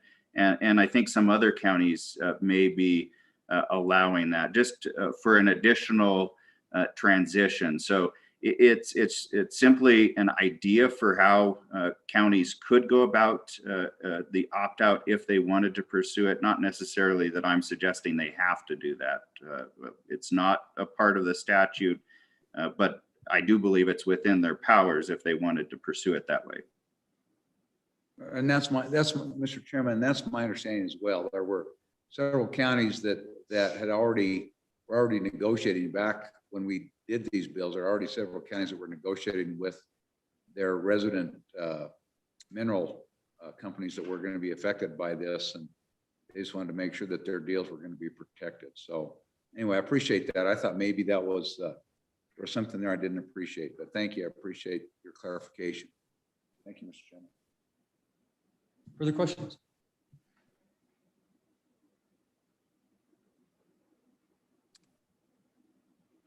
So Jeremiah, what's your thoughts on the previous testimony and what, obviously it sounds to me the biggest concern of everybody is just making sure that this thing is up and running and operable on the day it's supposed to happen. So that everyone can transition evenly. Yeah, Mr. Chairman, that's absolutely correct. We want to have absolute confidence that the Department of Revenue can follow through with the process that we've outlined initially. And I'm not trying to retread water here, but the suggestion was counties would receive a payment, but no more information. So in other words, we wouldn't understand where those payments should be applied to what taxing districts. As you can imagine, that created a lot of angst for counties. Do appreciate Craig and his team for really being thoughtful about an approach that we're hopeful can get us across the finish line on that issue. And we just want to make sure that they're supported to get that done. Mr. Chairman, I would say that the second issue that we have really does revolve around that back or concurrent payment and ensuring that there's confidence around the collections of that money, because it does have a cascading effect on other aspects of the implementation of this particular issue. I think those are the two biggest issues that we have, although there are others, including ensuring that we have enough county loan provision to support entities that do need that money during this transition. So Greg, is there a kind of a, have you put together a calendar of when you'll be able to go live, when you'll be able to have like a test run of the whole thing that is before the deadline, so you can work out the kinks and And do you have sufficient personnel and or staffing and or dollars to do that?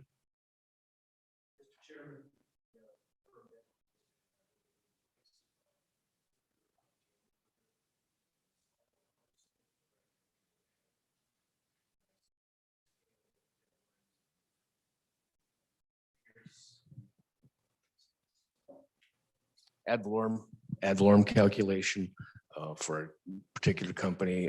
Here is the process of the wolf system, getting it from deposit to the department back out to the counties. We do not have an iScaler model of that. So we don't have a contract in place. So Well, there and is so some do you have a concern. deadline when you'll have the contract in place and what they have to have done as part of that contract? That they will be up and running and have to have it test modeled and before January 31st? That's the only firm deadline in all this process, Mr. Chairman. So Well, what I'm trying to figure out is how perhaps we can get a sense of confidence if you put this together and work backwards on what you need to do and how you have to do it, and then what you have to do to get there. And what personnel or extra help you may need to get there. And to have the kinks worked out timely. And then kind of keep us all up to date because if you won't hit some of those milestones, then we know something's wrong. And then we can say, okay, now I need to reevaluate and kind of turn it, do something so that we don't lose it. Mr. Chairman, our next meeting with the vendor will be this Thursday. I will turn those concerns over and say, hey, we need some deadlines to make sure we're following through with the deliverability that has been expressed as a concern by everyone here. Okay, well, keep us informed so we know if they're not, things always get screwed up. So you got to leave room for screw ups and for all that kind of stuff. Yeah, Mr. Chairman. And Greg, we appreciate your work on this, and it's not an easy task. And so, I think it's really important that you press for some milestones out of your vendor, again, so you can gauge that. We've learned by sad experience in other divisions with other software vendors that you come down to the deadline and you're not there and they're not there, and then all they need is another week or two, and then after another week or two, then another week or two, and then after about 3 months of hand wrangling, they finally say we can't do it, and they walk away, and we're right where we started. And so we've had that experience in other departments with other software agencies, and so we really all need to have a sense from the vendor that we're gonna if we don't hit the milestone, we're gonna be awfully darn close, or at least we know that now we have a sinking ship and we have to find a plan B. Yeah, and ideally you put it in your contract, and so you got penalties if they don't do it. So there are just ways to ensure it. So good luck. Thank you, Mr. Chairman, Mr. Co-Chairman. I agree at this point, I'm not going to spend anything. No. Mr. Chairman. Go ahead. Thank you, Mr. Chairman. Just to follow up along those lines, and we talked about this a little bit earlier, but Craig, will ETS be also at the table with you? Yeah, we're working through ETS to get the contract approved. Yes. Okay. Thank you. Okay. Any other public comment? Come on up.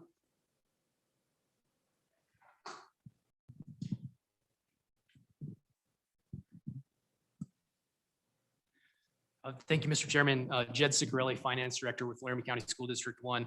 I appreciate the opportunity to share some of the unique challenges that Senate File 60 will present to school districts with the implementation.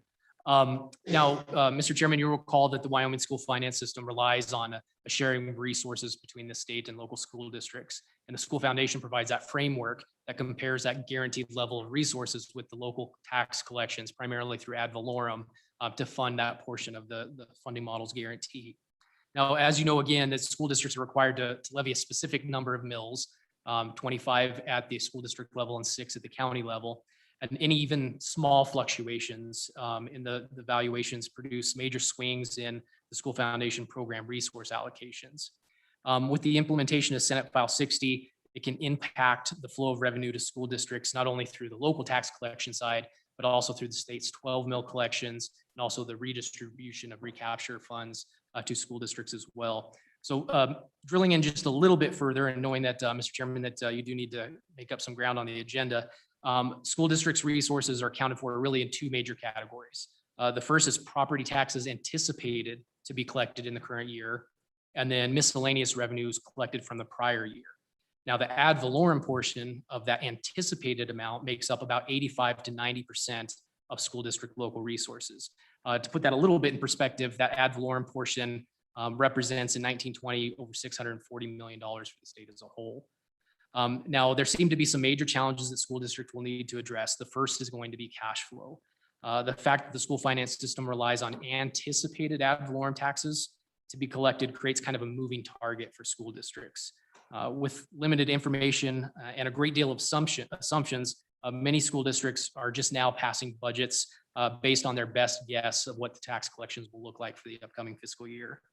And if those best guesses are off, or mineral producers request exemptions or opt to pay early, those swings in underestimating or even overestimating could have fairly dramatic impacts on school district cash flow operation. And again, this problem isn't limited just to school districts with large mineral production. In our district, Laramie County, valuations range from anywhere from 30–40% for mineral production. For Laramie School District 1's budget, I assume that the 2020 production would be paid in accordance with the schedule that's listed out in Senate File 60, with 50% being collected by September 1st and the remaining 50% for 2020 production being deferred over those 14 years that was discussed earlier.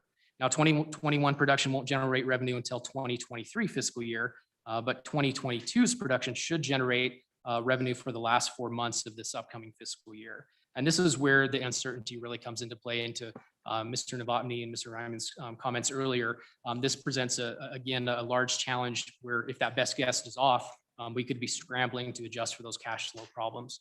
So for our district in particular, we kind of have a tiered approach on how we'll address this. First, if we have sufficient enough reserves to mitigate any impact of lower than anticipated tax collections, we'll look to the possibility of interfund loans between our different subgroups within our district operations.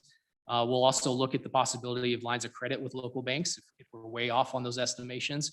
And in an overabundance of caution, we've also researched what it might take for the district to issue tax anticipation revenue notes or warrants if we completely miss that target. Now, just as a mention, Mr. Chairman, of a couple of mechanisms that are already built into our state statutes, recapture school districts on the topic of loans, or bubble school districts, we call them. Those are school districts that are barely entitlement districts. They can qualify for what they call school foundation loans, which are available for a short period. Generally, it's from September 1st until December 15th. And that's an interest-free loan. And that really only addresses one of usually the 2 lien periods for a school district. Now, one suggestion might be to expand the eligibility criteria and term of that loan during the transition into the new collection cycle under Senate File 60. Other mechanisms that are already within our current statutes are what we call tax shortfall issues. But the way these are adjusted may be too late. And to give just a quick summary of how that works, under the current system, if the amount of revenue collected for ad valorem taxes is less or more than what was estimated initially at the beginning of the year, the districts will have an adjustment the following year. So just as an example, if we missed the mark this year on our estimates on ad valorem taxes, it'll be next October before a school district is made whole. This will impact swings in the other direction. The excess, if we collect more in ad valorem or local taxes than what's anticipated, that excess can be counted as a local resource, in a sense, recaptured by the school foundation system the following year. So again, one suggestion would be for the Department of Education to work with school districts to adjust foundation payments during the course of the year. For recapture districts, again, the first payment due back to the state is in December, right before the new 22 production cycle will take into effect. And if a district currently can demonstrate a financial inability to make payments to the state, the superintendent of public instruction has the autonomy to defer that first recapture payment until the end of the year, subject to maintaining the financial integrity of the school foundation program account. One additional recommendation or suggestion might be the application of the funding model data correction process. State statute currently allows corrections to school district entitlement payments up until March 31st of the current year, if the State Department determines that the entitlement paid to a district in that current year was inaccurate. Now, after March 31st, the State Department of Education is only allowed to make a change if there is an audit conducted by the State Department of Audit. Now, because of these large variances between the next couple of years of actual collections, we had typically utilize that particular portion of state statute to address inputs, errors and inputs into the funding models, changes in student counts, demographics, staff and education and experience. One possibility might be to utilize that particular portion of statute to adjust as these revenue fluctuations take place over the next couple of years. And then finally, Mr. Chairman, just on the other end of the spectrum, again, unanticipated collections could also have a negative impact on school district calculations. So as you're aware, school districts are allowed a maximum of 15% reserves.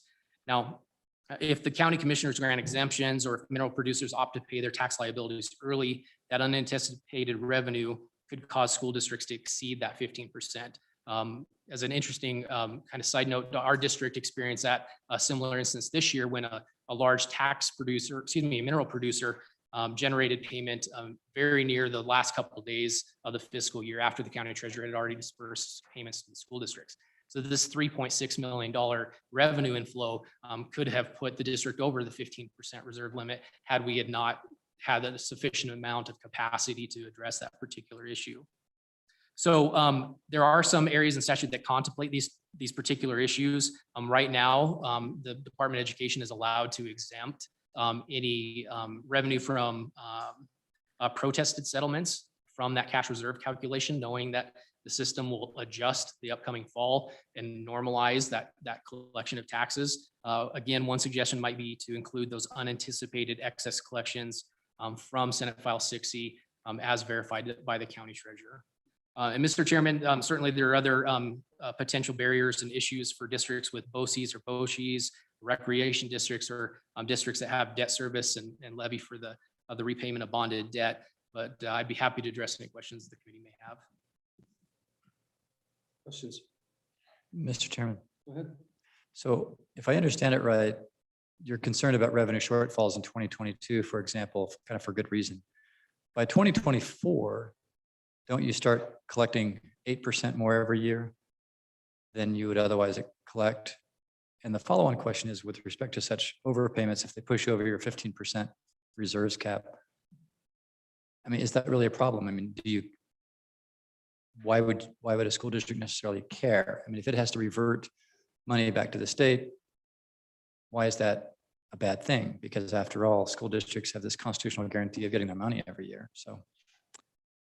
Mr. Chairman, Representative Stiff, to address your first question with regards to the 2024 collection cycle, once Senate File 60 is fully implemented, absolutely the first couple of years are the primary concern addressing that transition period. After 2024, we still have the issue to address that at the beginning of the fiscal year. Currently, the State Department of Education is going to request what our anticipated collections are for the upcoming year. We don't have a reliable or uniform basis to determine what the production is going to look like on a month-to-month basis. And so the concern, at least from my perspective, would be how do we accurately account for full years of mineral production and do it in a way that we aren't seeing those large swings one way or another between overestimating and underestimating, even when we're fully implemented. Representative Smith, with regards to your second question, the concern is pretty profound with exceeding that cash reserve. If that's collected the upcoming year, it's essentially a penalty against the local resources or the entitlement portion of that school district. So if I exceed, hypothetically, I exceed our cash reserve at the end of June 30 on a cash basis by $1 million, that'll decrease my entitlement payment for the upcoming year by $1 million. Buy some buses then. So what you're really looking for is perhaps a need for some flexibility in the current statutory language that allows you to accommodate variances that you can't forecast. And have you thought about any particular language within the act that would essentially grant the power either to the Department of Ed to then just, so you got flexibility. Mr. Chairman, I believe there are some possible revisions. Some of them may require statutory amendments. Currently, the Department of Education has an advisory committee called the School Finance State Advisory Committee. A number of my colleagues, including myself, sit on that committee, and they advise the state superintendent on possibilities of some of these adjustments. We convened a subgroup or asked for a subgroup to be created back in April. So hopefully we'll have the opportunity to delve into some of these issues and find some potential remedies.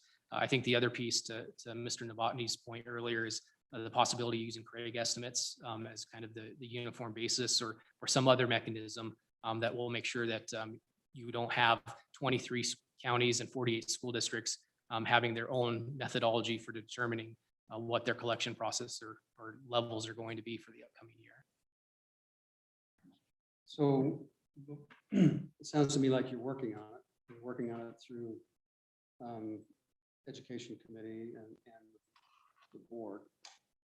So we don't want to have too many fists in the fire when we're doing this, but we definitely want to be educated about what's transpiring and how things are moving forward. Go ahead.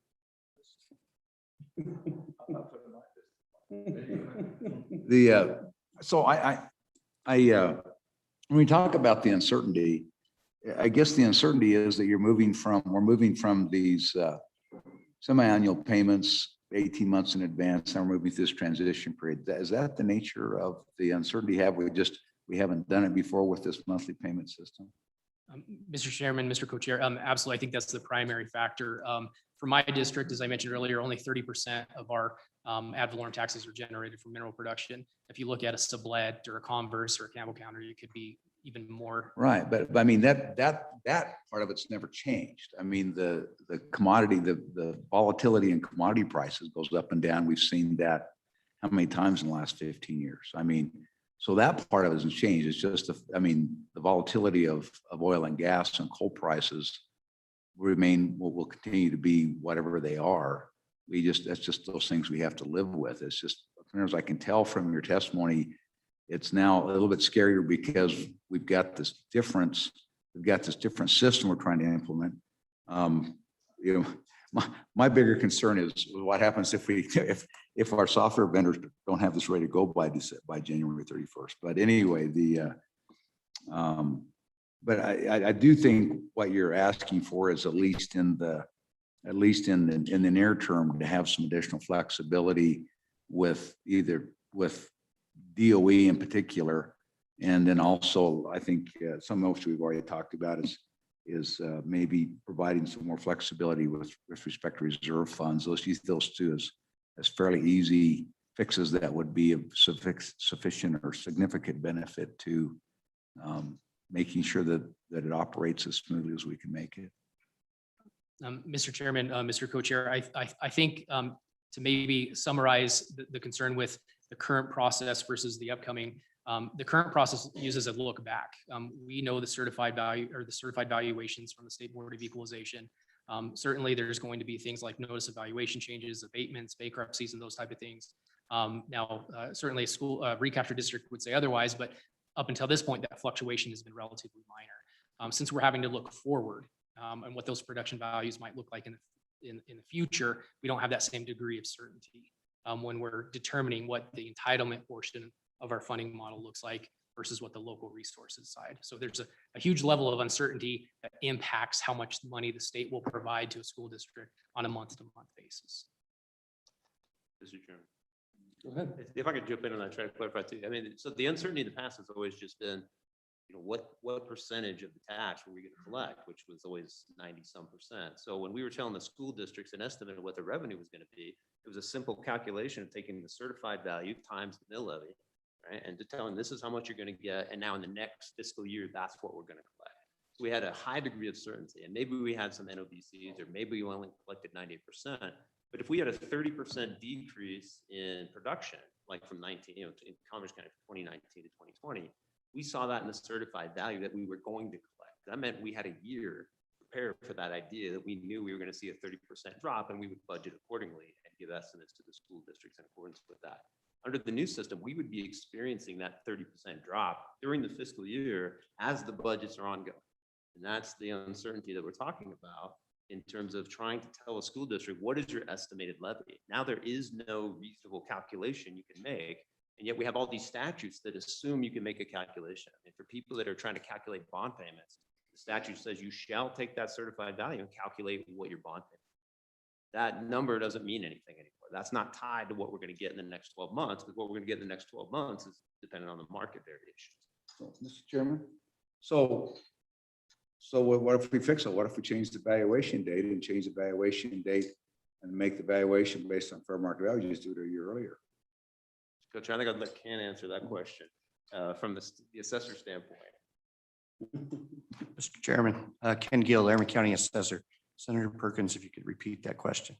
Well, I mean, right now we have this true up. So it's now what you do is you just make your property tax assessment based for 2021 and at the end of 20, at the time in 2020, you just assess going forward. All you lose 1 year on change, but after that, it's just going to go up and down like it always has before. So, Mr. Chairman, if I understand the question correctly, then we wouldn't be using certified values anymore that the state board is giving us. Sure, you just certify a year earlier. Could be a solution, Mr. Chairman. I'm not sure how that would work, but we could look at that. Yeah, I'd really have to look at that and think about that. Okay, thank you, Mr. Chairman.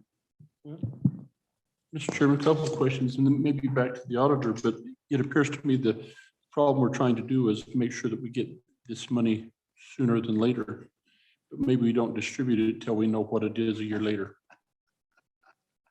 Okay, and so we've collected it, then you could make your distribution on what the known thing was. Was there any consideration to that? Yeah, Mr. Chairman, Representative Larson.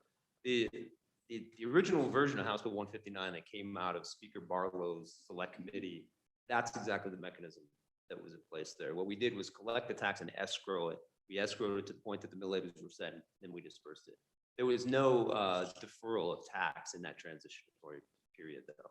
And so it's the transition, right, of getting there. Once we're deferring the tax, now we no longer have the cash flow to do that unless the state of Wyoming is willing to put up a year and a half or 18 months of production for all the counties and their special entities in schools. So with that deferral in place, there's no longer the ability to escrow it and hold it until we know what the distribution is.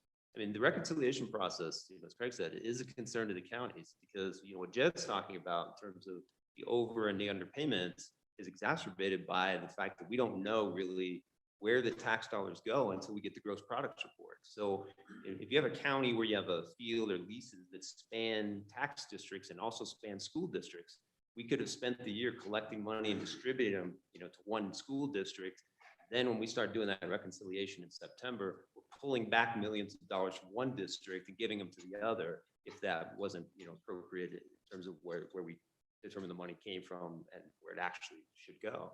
So at the point that they're now getting an adjustment for the next year, right, for their under or overestimating of the tax payment, now we are either collecting either more money or withholding money from their distribution to get it back to some other district, some other tax. So until we experience that in September of 2023, we won't really know what that looks like, but that does, have the capability of really throwing the school model into chaos along with some of the other budgets. Follow, Mr. Chairman. Trent, so I heard you express a little bit of concern about, just this transition time, talked about maybe taking some CARES money, help the schools do some stuff there. So my question to you is with the ARPA money that you guys are receiving, what are there a lot of restrictions on that?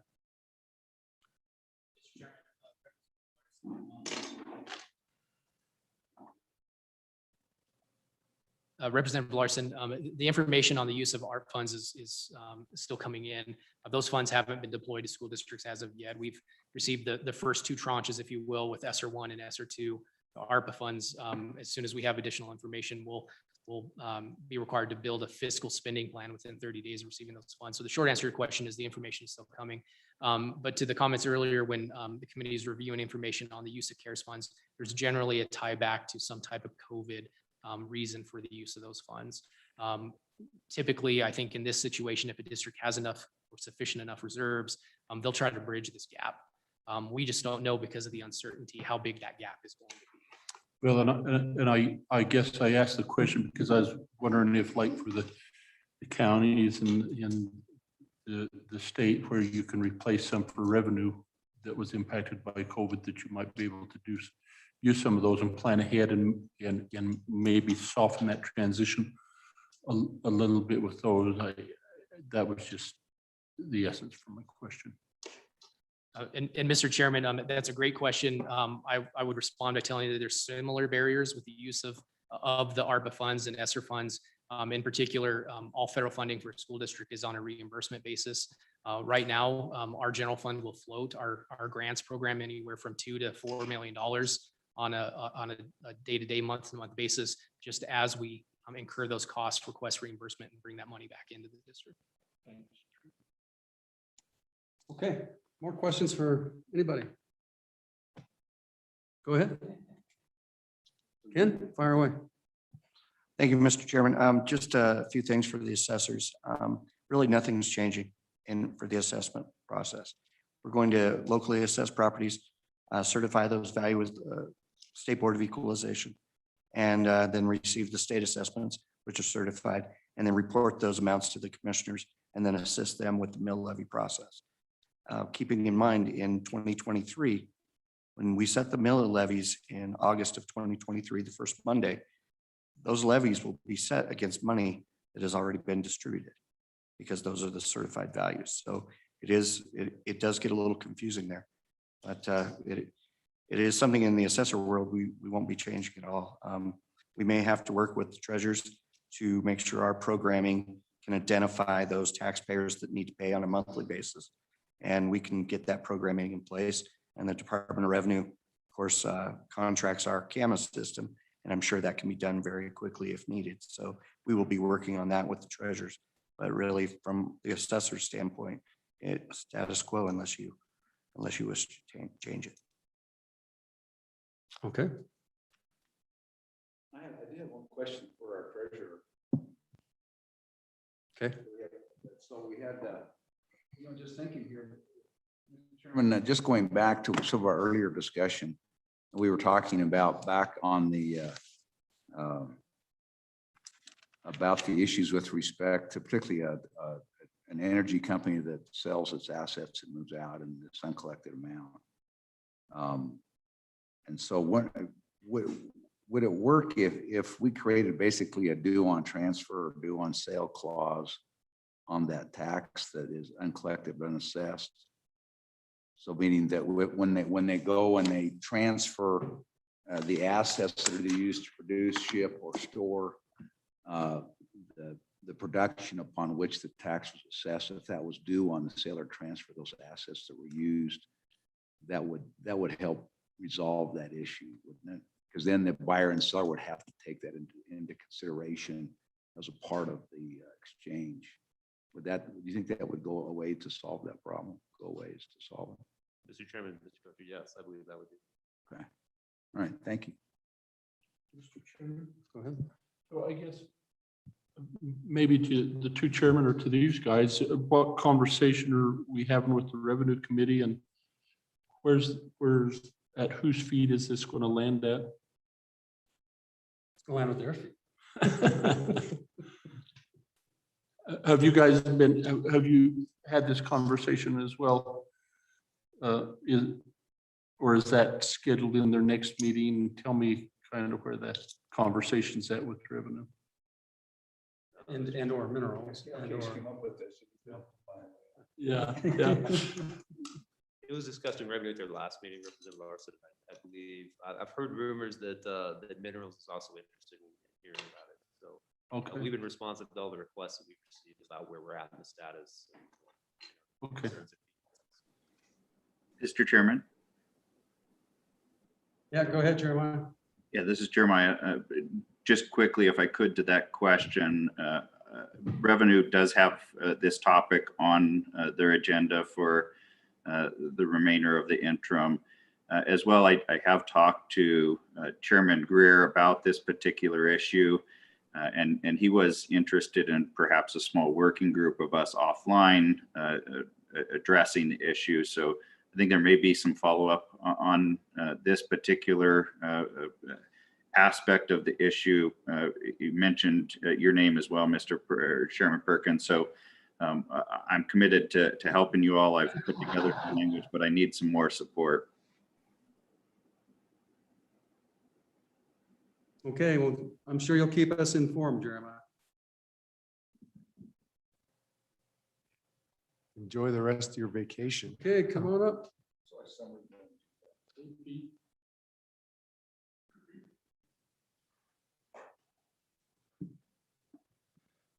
Well, good afternoon, Mr. Chairman. This is fun. This is like summer school. Yeah. Pete Obermueller with the Petroleum Association of Wyoming. Mr. Chairman, just to, if you'll indulge me for 1 second, just to inject a little bit of good news. So we have 17 rigs running in the state this week and last week. So that is up from about 8 or so the week before, and obviously up from 0 around this time last year.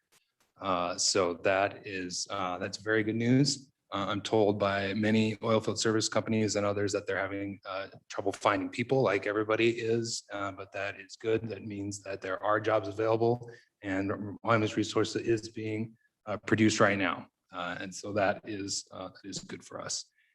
So turning attention to SF60 and previous testimony, Mr. Chairman, I'm really reminded after hearing the last testimony about the famous economist Thomas Sowell's remarks that there are no perfect solutions, only trade-offs.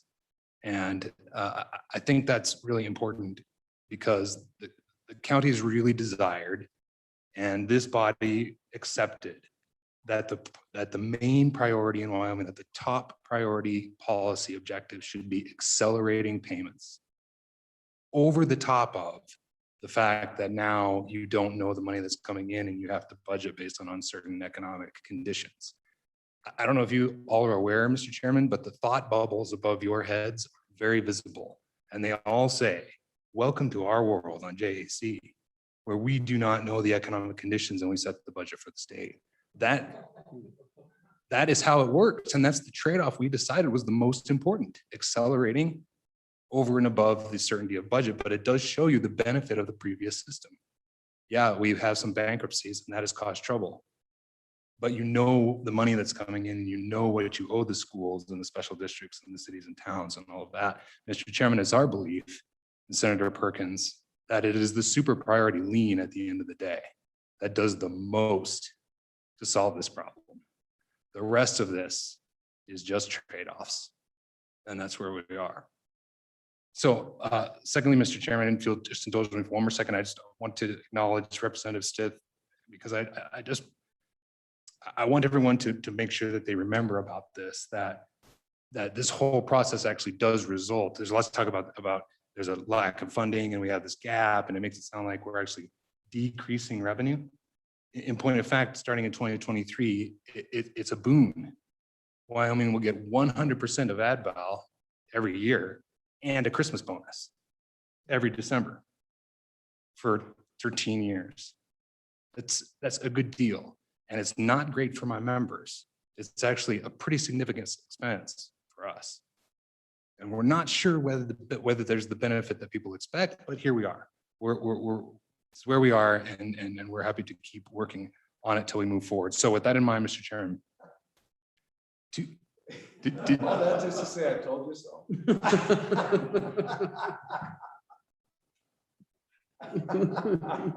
I'm sorry, Mr. Chairman. Mr. Chairman, words matter. So I'm trying to soften that a little bit. Anyway, Mr. Chairman, it is what it is, and we'll move forward and we'll be as helpful as we can possibly be. So on that score, let me just do 2 things about moving forward. Number 1, there's sort of 2 separate issues. There's the collection monthly, and what you heard a lot about is the distribution, which is where a lot of the challenges are. I think actually we're in pretty good shape on the collection side. I think my members, for the most part, the bigger ones that are more engaged at least, know what's coming and are working toward it. I have a little bit of internal work to do, particularly with mid-size, over that 30 thousand number that's in the statute, who may not be members, and we need to get that information to them so that they know what's coming, and I'm working on ways to do that. So there's some internal work there. There is one additional challenge on the collection that you all may need to help us with, and that is the timing of the payment. So you heard Mr. Granvik talk about how it's going to work, that my members will file their severance with Department of Revenue. Department of Revenue, then they consult the Druids and read entrails or whatever, and they figure out what their ad valorem bill is, and then they bill us for ad valorem, and then we turn around and pay that.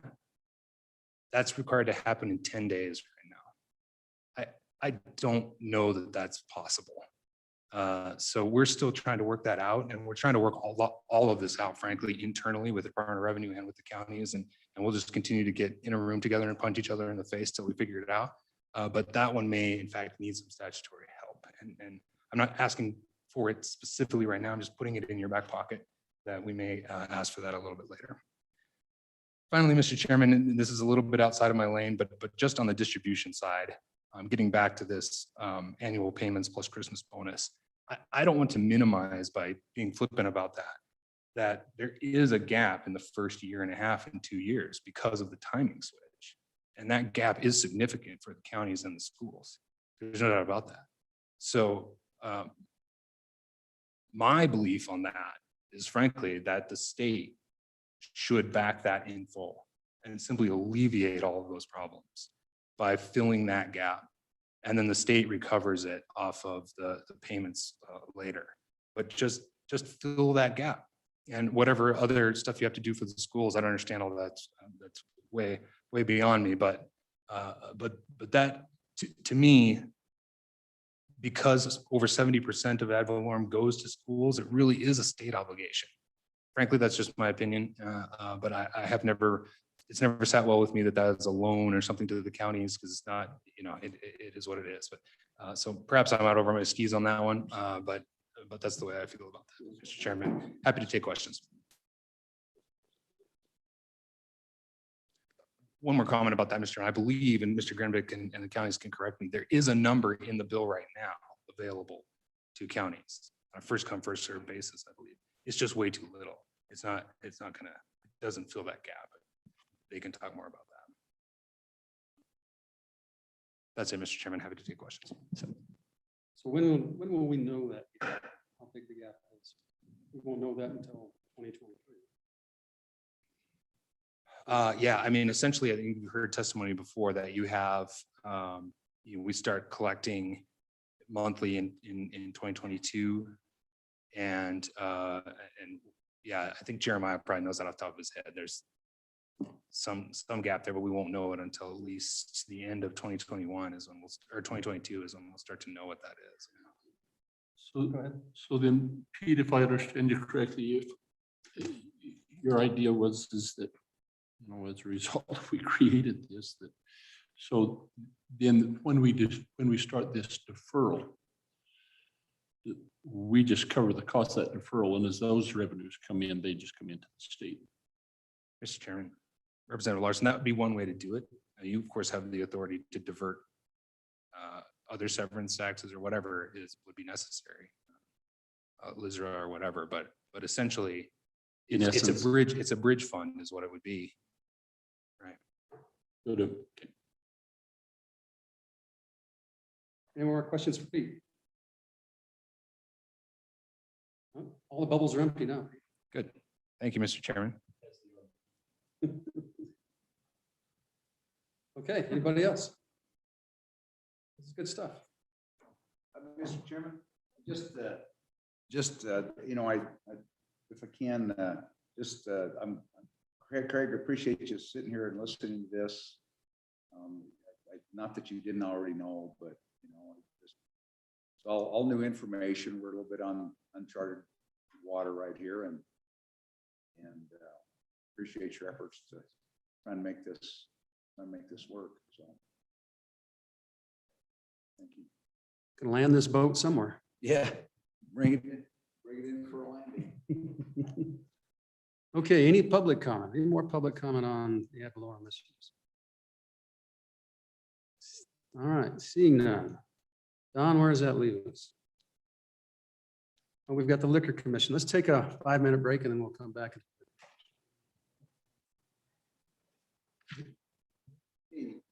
This is really it.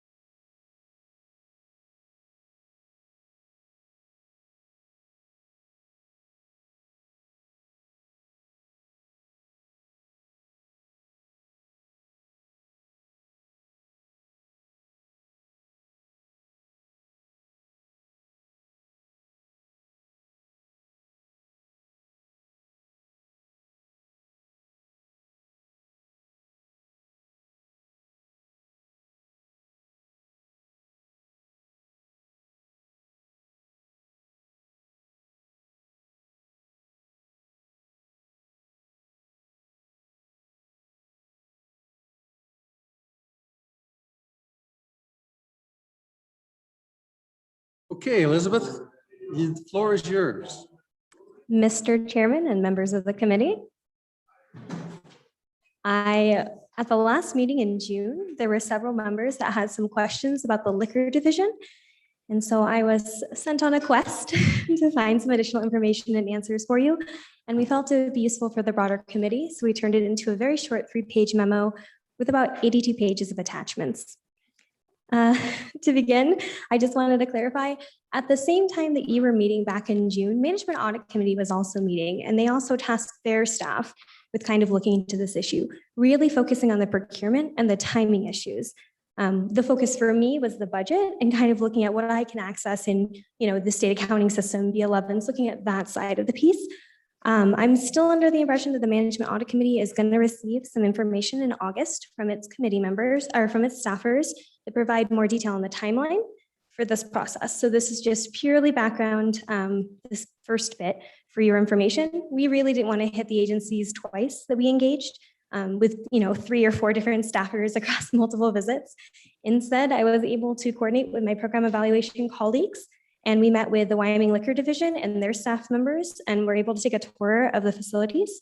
We met with ETS, and we were able to also meet with the procurement office in the Department of Administration and Information on this specific topic. And so what we did, my colleagues and I created this general background section just so we have, common terminology and understanding of the topic, just to kind of give you a very, very high level of kind of where this started, what the procurement process looked like, going through kind of where we are today. And so that's super high level. The details are not in here. It's just kind of intended to take you through the process, which began in April of 2019, and implementation occurred in September of 2020 for this particular project. I have listed on page 2 those specific questions that JAC members had, and I'm just going to walk through those ever so quickly. The first one was whether or not JAC approved DOR's request for hardware in the supplemental or in the actual budget request or the supplemental budget request. And the answer is yes, that was requested, and JAC did adopt that $173,000 request. The second question was, did they need any additional appropriations for the software components for those items that just kind of, didn't tie into servers or direct items? And again, the answer is kind of complicated. DOR at the time explained that they were able to move money around because that is an ability that they have within their unit or object codes within the same division in the same unit. And so that's what they have done, at least as far as I can see. I've confirmed that it is as they say. They've moved around a little bit of money to go ahead and cover this using existing funds. So there was no B11 because they didn't need additional authorization. They're working within the funds that they had from that previous request for this object codes. And then finally, number 3, this is kind of connected to the Barry Dunn study, and what you guys have been looking at for quite some time is that, the involvement ETS in these big, large-scale projects. And so this is where I learned quite a bit that I didn't know previously. When there was original consolidation, a lot of individuals were pulled from all of these different agencies.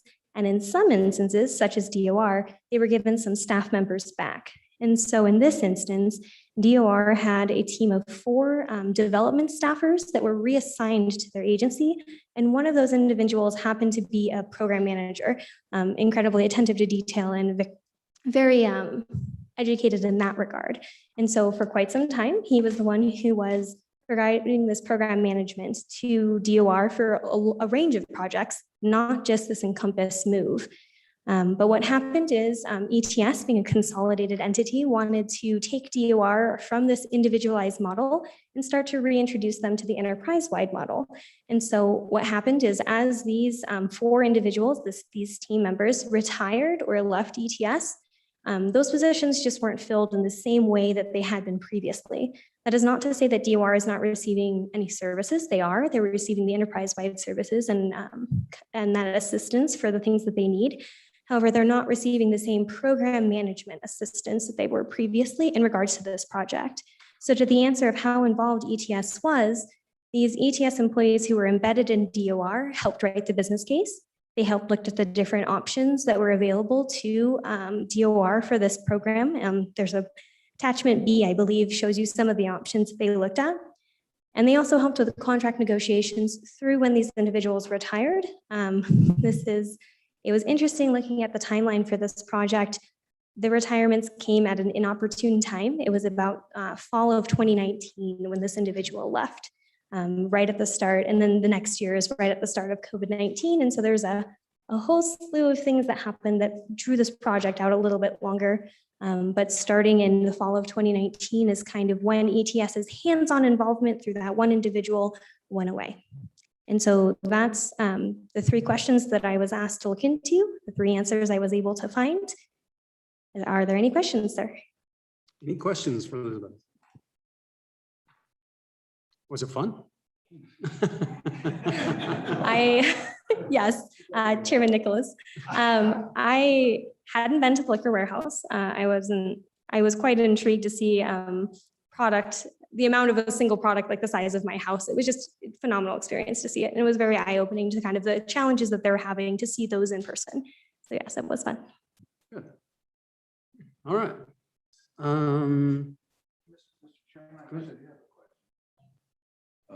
From your, Elizabeth, or Mr. Chairman, for Elizabeth,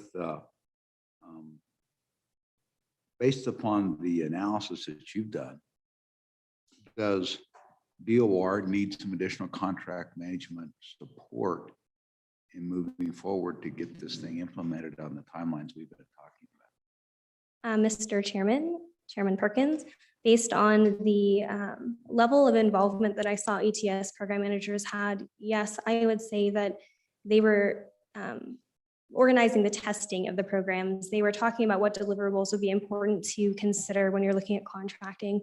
They were looking at the system needs. There was quite a bit more detail when this individual was there helping them to kind of vet these programs. That's just not present currently. So yes, I would, at least in my assessment based on for this particular situation, it would have benefited from continuity in that program management from the beginning to the end. Okay, thank you. Okay. Don, we have any other, I think we had some public testimony. Any other presentations on this? No, Mr. Chairman, I believe you have 2 folks online and then a couple of people here. Okay, we'll open public comment, so come on up. Anyone here that wants to speak?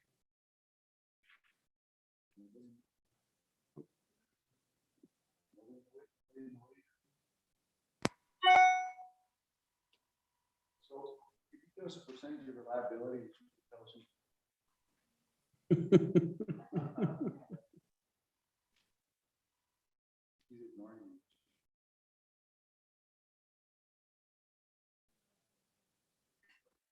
he's doing better than I do.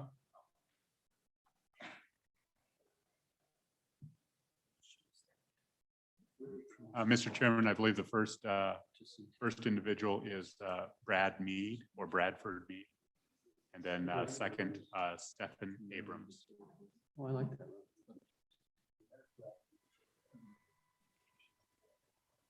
So, usually it opens May 1st. They have to plow it every year. There's like 10 snow.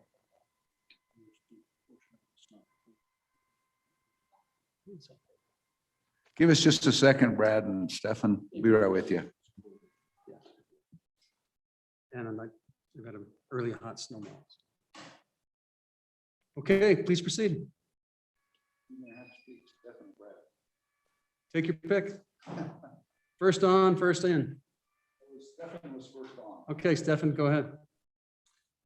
Good afternoon, Mr. Chairman and members of the Joint Appropriations Committee. I am Stephen Abrams. I've been in the alcohol business in Wyoming for 22 years. I operate 2 businesses here in Jackson, each with a retail license. My apologies for not wearing a tie or a jacket. I hope this is appropriate. I appreciate the time. We accept your apology, but we don't accept Brad's.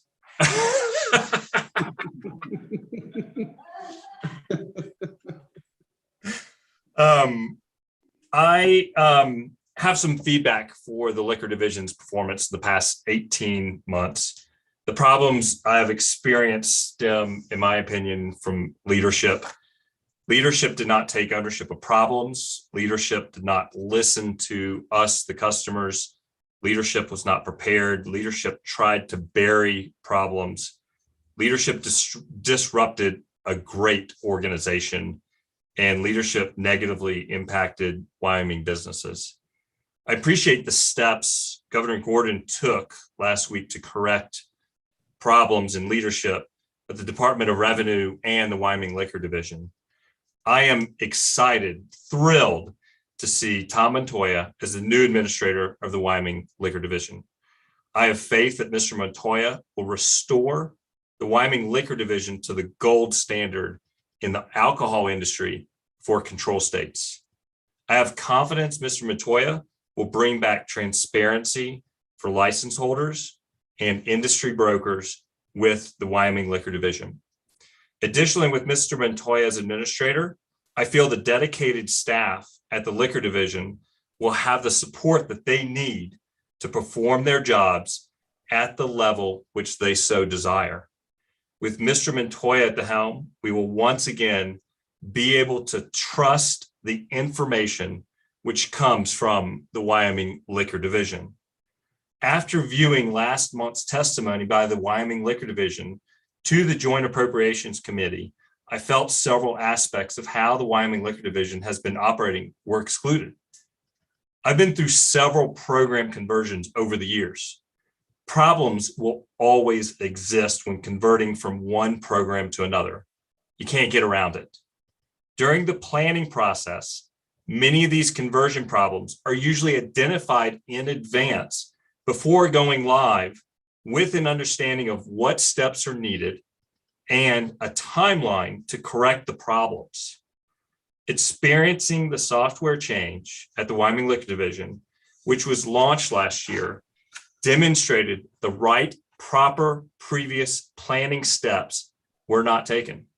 Additionally, the Wyoming Liquor Division originally planned on converting to a new system in April, but pushed back in September due to COVID, which provided additional months for proper planning and preparation. Obviously, no such action took place. I continue to have problems relying on the online system for ordering, pushing us to spend more time on the phone to place orders, which puts more pressure on the limited staff that the Liquor Division really has and the limited staff I have. Inventory outages continue to be a problem when states around us, such as Utah, Idaho, and Colorado, have the same problems we're ordering. They are in stock, but for some reason, Wyoming doesn't have them. COVID has been a contributor to outages, but I feel the greatest contributor to our outages is due to poor planning and unwillingness to act quickly and make changes and provide strong purchasing forecasting. Today, product is being shipped and invoice inaccuracies are far less frequent. We are much happier in this regard.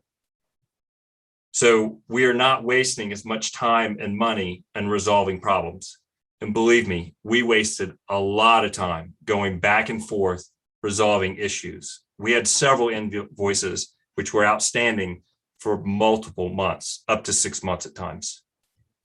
But there's more to operations than invoicing and shipping out products. Mr. Montoya is the right person for the Herculean task ahead, returning the WLD to the gold standard of operations in the alcohol industry. Before the series of events which took place recently, the WLD was a strong business partner. I want to see the Wyoming Liquor Division return to a successful entity. Mr. Montoya and the dedicated WLD staff have my support during this transition. Mr. Chairman, thank you for the time and opportunity to speak today. Questions for Stefan? Appreciate your comments, Stefan. Brad, welcome. I was at your digs 2 days ago buying whiskey in Kirby, Wyoming. Good for you, Mr. Chairman. Thank you. A quart a week is all I ask. That's a joke. My name is Brad Mead. I am the CEO of Wyoming Whiskey, and I had prepared some comments that have changed a little bit given the circumstances of the last week. So I'm not going to repeat what Stefan said. The Liquor Division has been a phenomenal partner to Wyoming Whiskey and to distillers across the state. It's great to do business with a distributor who worries not just about the last quarter's profit and loss, but also about the health of a growing industry in the state. I have to thank Senator Carew for working through this problem, and I have to thank the governor for his leadership. And let me absolutely reinforce what Stephen said. I personally and my company will do everything we can to make Tom Montoya a success and the liquor division a success. They've been partners up to now, and we're confident they will be in the future. So I hope they'll reach out to us with anything, any suggestions or requests they have. We're ready to help. With that, Mr. Chairman, thank you again for your time and that of the committee. Thanks, Brad. Any questions for Brad? Mr. Chairman, I just want to say that I stole Brad's tie. There, Brad. I'm out of it now. I stole your tie, I admit it. Thank you.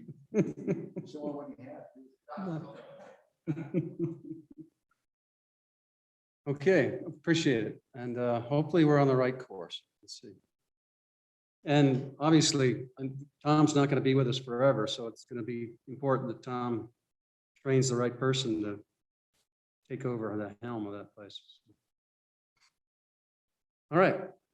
Any other public comment? Any other public comment? Don, anything else? Mr. Chairman, if you have any committee directives, stepping away from this topic, if there's nothing else on the liquor division. Representative. Mr. Chairman, just one comment about the contract that the liquor division had with Encompass. I don't know if I don't think we have anyone from the Attorney General's office here today, but if they're listening in, it seems that when you're doing software services contracts that it helps to pay attention to the performance requirements in the contract. And so, for example, the contract that was provided as an exhibit to Ms. Martinez's memo, it's got a lot of pages to it, but there's not very much in the contract that requires the vendor, the supplier to do much. That is, there are very few performance requirements. There are 2 pages that have a kind of check the box saying we'll provide this to you and provide that to you. By contrast, there's a lot of very stringent requirements on what the state agency is supposed to do. So, for $500,000 contract, I think it's worth, when the legal team at the AG's office reviews these contracts, I think it's worth negotiating them. It's worth looking over them to make sure that the vendor actually has to meet certain benchmark performance standards before they collect their money. So that's just a comment. Thank you. Yeah, the horse may be out of the barn. Okay, so we'll close public comment on this particular issue. Now we'll go to that last topic on directives for our LSO and for us. Don, when are we scheduled for our next meeting? You have a schedule date? Mr. Chairman, you have 2 one-day meetings scheduled. The first is on September 9th. That's a Thursday. And then Monday, October 25th.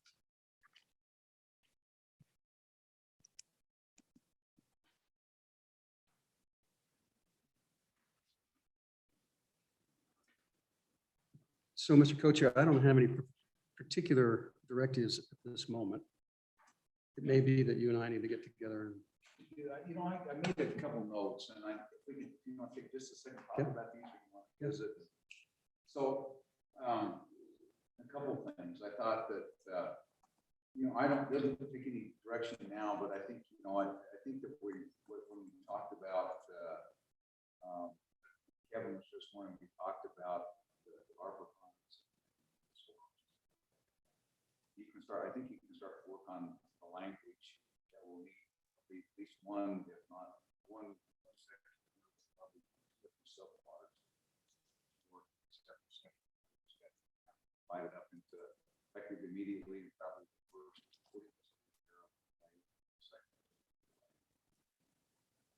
But anyway, you can start to kind of massage that. The other one that Mr. Chairman, and I don't think about that, I took it from our discussion about the transition to monthly payments. We're just going to wait. There's a few things we could do, but just wait and see what revenue or minutes.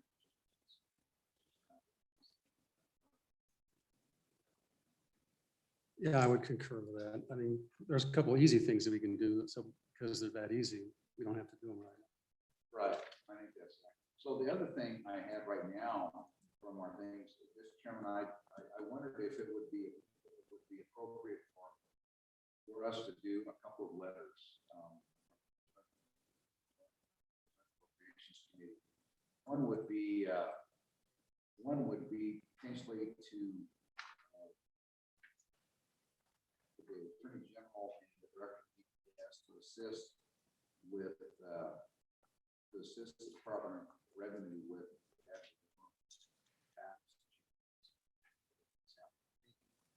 You know, I think one of my concerns is that we need probably an owner's rep. Just what to go with just a contract that means something. Get some stuff done by. So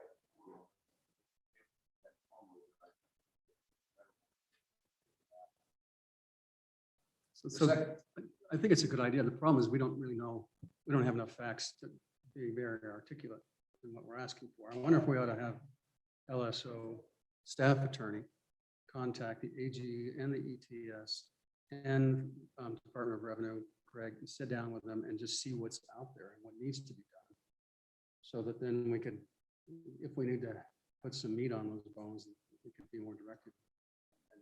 But anyway, I just think that that's too important issue to this and not this. Do something. So, I mean, and it doesn't have to be right now, but I think if we want to do that and then formalize it, I think it would be. The other. So so Don, does that make sense? If we do a little more ground sleuthing and then once we know what the boots on the ground, what's going on there, if there's the real likelihood, and Tamara can talk with the AG component of it, then we can offer our assistance however we need it, but also even outline perhaps things we'd like to see, if necessary, in terms of major milestones and all that kind of stuff to make sure this thing is on keel. And then you can bring it back to the chairman, and if we need to craft that then into a letter, we will, or we'll do something, other recommendation in September. Elizabeth's got a good story.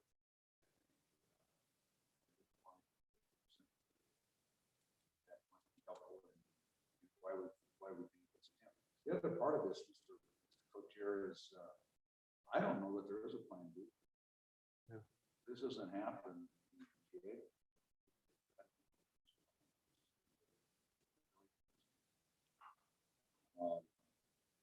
So then the other one, Mr. Chairman, was I continue to be troubled by and appreciate the work of the on. I know that the judiciary committee also state contracts, and I'm really troubled about the report, and maybe again we get some additional information. I'm really troubled that we didn't have, at least we had a report that not a single Wyoming contractor qualified Wyoming water development contracts. They're requiring someone to have done 20 miles of platform. Joint venture so that you can find applications to get to one. So research, it appears that what you have is this is aimed at this, you know, if we need to do something, I think the water development commission has already had this figured out. I wonder if it would be appropriate to get some kind of communication.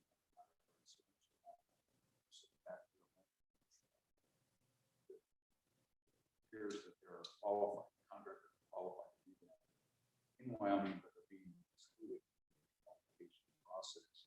But at the same time, we don't want to stop.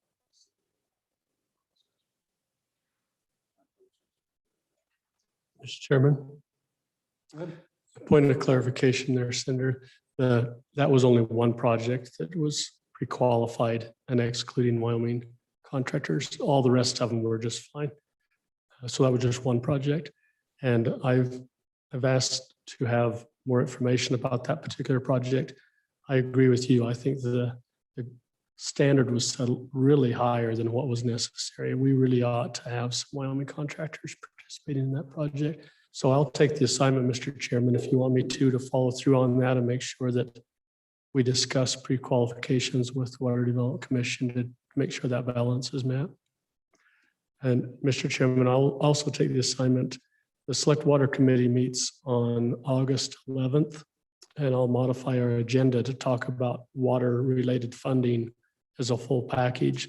And I'll report back to this committee in our September meeting of how we recommend if we have some big projects out there that really could qualify for ARP money, then we'll let you know at that time.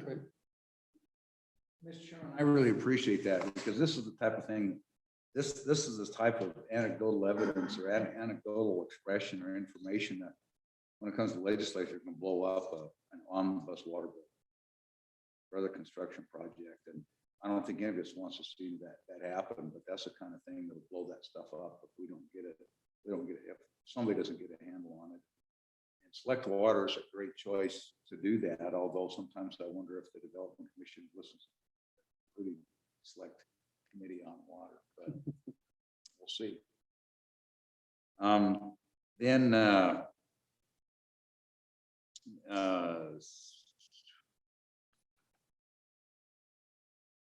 The rest of it, I think we'll just hold and wait and see. I've got some ideas about mineral tax, but we'll just wait and see where some of that goes. I think. I don't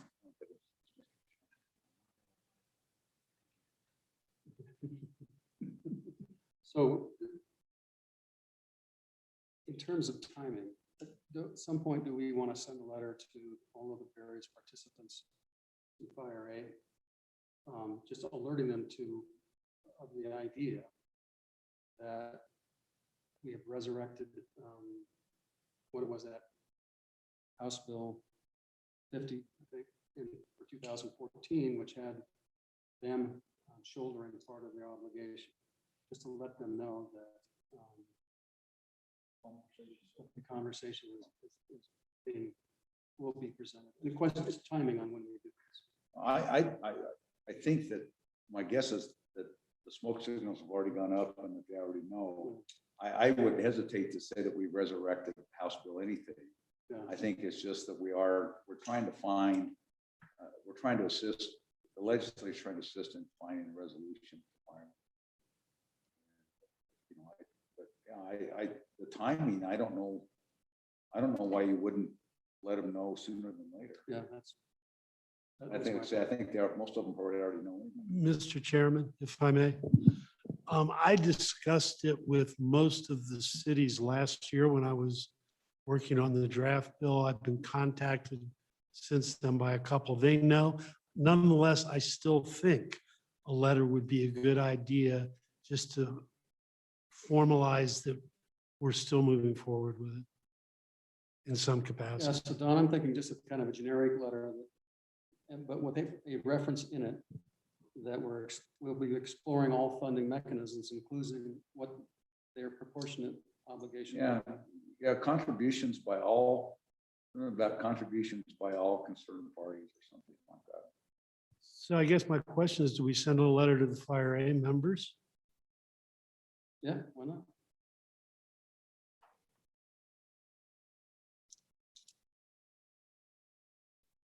I mean, I presume that retirement will have a full mailing list. Okay. All right, anything else?